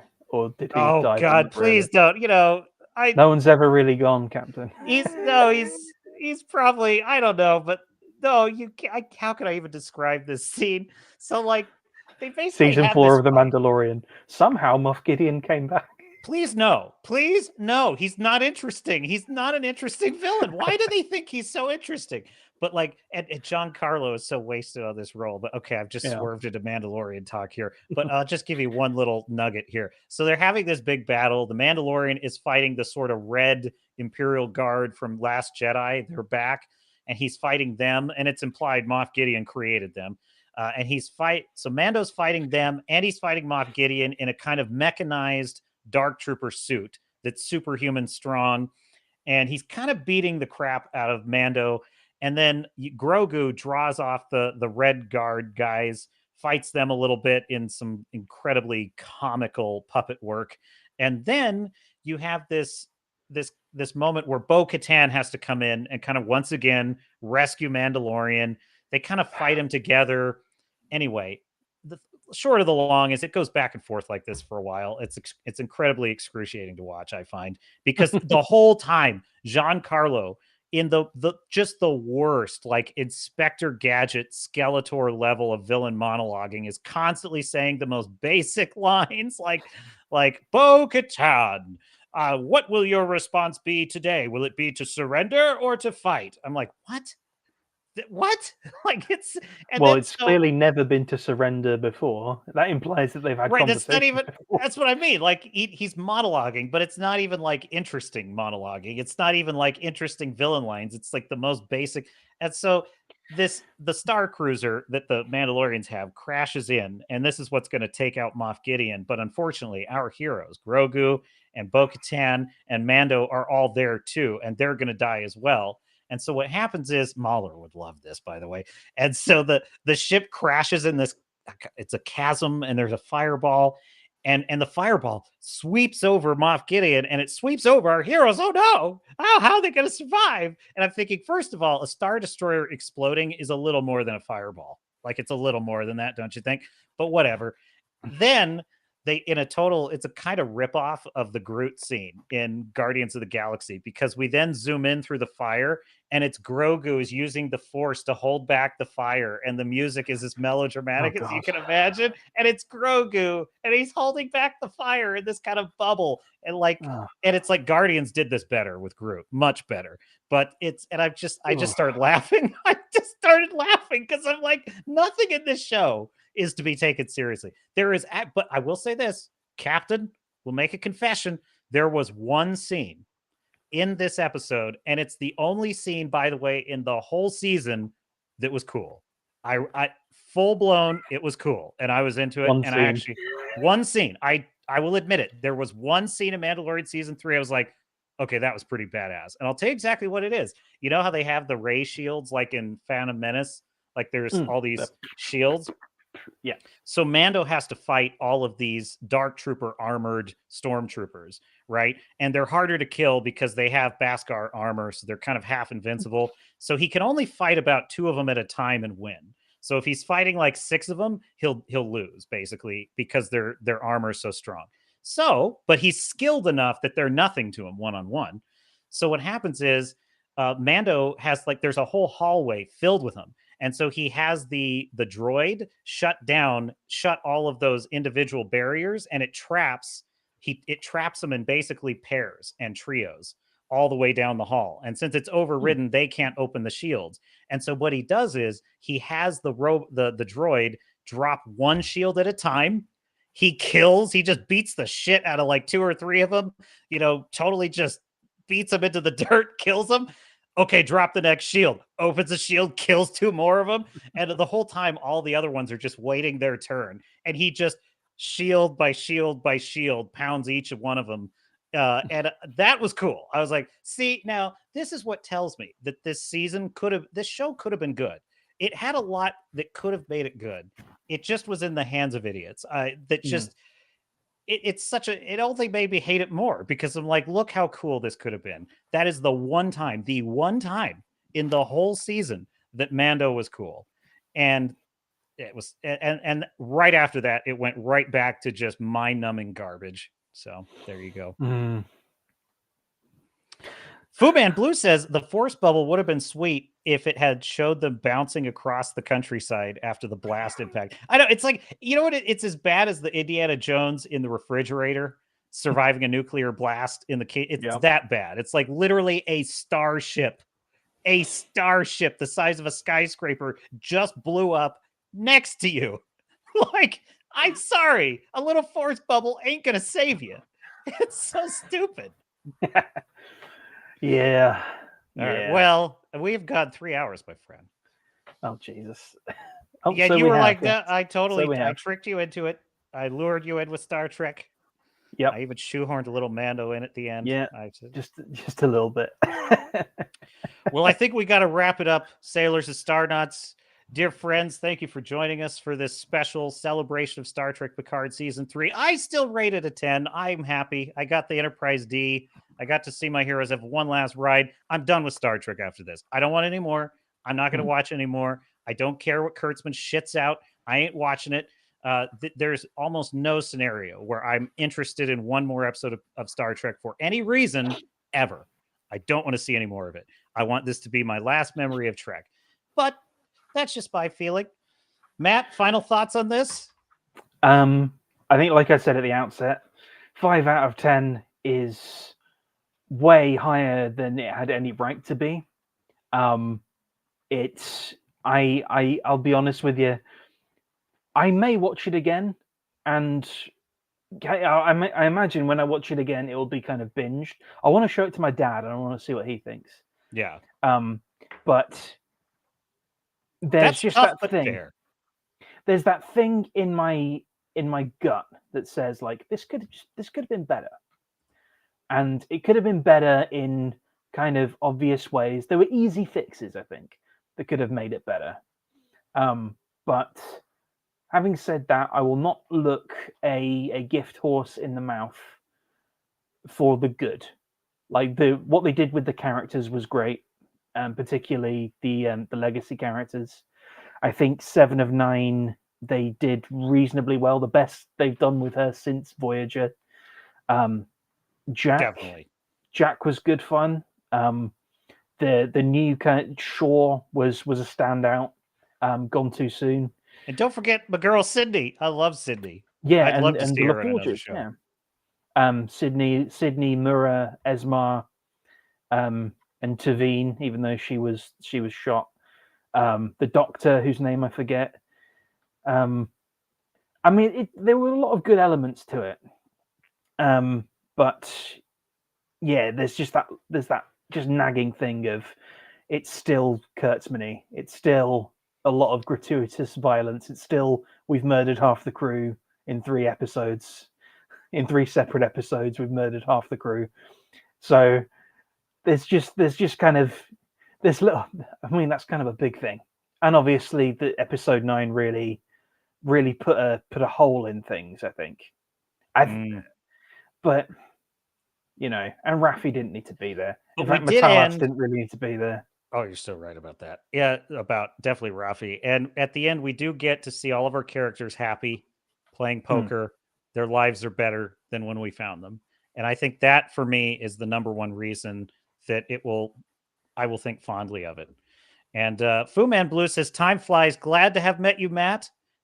Tom says, likewise. Thanks, Matt and Garrett. Yes, likewise. Thanks for joining us. Keep us company on a Saturday. Fu Man Blue says, back to Pathfinder and my ugly sounding paladin Raffi. I'm so sorry for you, dude. I really am. There's nothing I could do about that. Unfortunately, Raffi abides. I just watched The Big Lebowski again recently. I'm like, Raffi abides. She just goes from one. She just goes from one to the next. Fu Man Blue says, you guys are a stellar example of communicating with people that don't share your opinions. Well done. Respect. Well, thank you. I enjoy these conversations. It would be boring if everyone agreed with me. Well, this is the thing. Like, this is why I feel like the debate is not constructive. Where it's just like, okay, what do you think about this? Oh, this is what I think. Okay, and we sort of go back and forth. I think it's more you kind of get more from someone else. Also, I almost forgot. So this is something that I didn't realize, but I think his name's Matt Kadish. Brought out a video because he didn't like episode 9 either, and he raised something that I obviously didn't realize because I didn't watch season 2. You know Elnor? Oh, right. Yes, the Romulan samurai that just lops heads off willy nilly. Yes, how could I Yeah, forget old they Elnor? they like off screen killed him in this because he was on the When? Excelsior. He was on the Excelsior, and the Excelsior is the ship that, like, oh, we've regained control, and then it gets blown up by the fleet. Are you So shitting me? they off screen killed Elnor. Yeah, Oh, and that's dirty. when I when I heard when he said that, I just went, oh, it was funny. But Yeah, you know what? It's like, look, I got one last ride with my heroes. I'm okay with yeah, it. Once again, Star Trek, kind of crawled out of the grave for a season. Now I'm laying it back to rest. Thank you, Star Mm. Trek. We hardly knew ye. So, well, that is our show. That is the Captain's Cast. This has been great fun. Be sure to check out Matt from the Alchemy Lab. And what's your exact handle? Because I know there's some numbers on that. Where can they find you? Oh goodness knows. Well, if you search the Alchemy Lab, you should get there. I mean, it comes up straight away for me. It's like at But the Alchemy Lab, like 9134. yeah. I think. Can Well, I? check it out. I put the link in the Yeah. description. So check it out. Give Oh, sick. Matt the Alchemist a follow. Stand-up chap with definitely respectable levels of Star Trek lore at his disposal. There is no doubt there. All right. Well, good night, Fu Awesome. Man Blue. Good night, Tom. Good night to the chat. Good night to those watching, those lurking, and Indeed. those on the restream. And it has been our pleasure. And until next time, this is Captain Garrett of the channel Swords and Starships saying, I will see you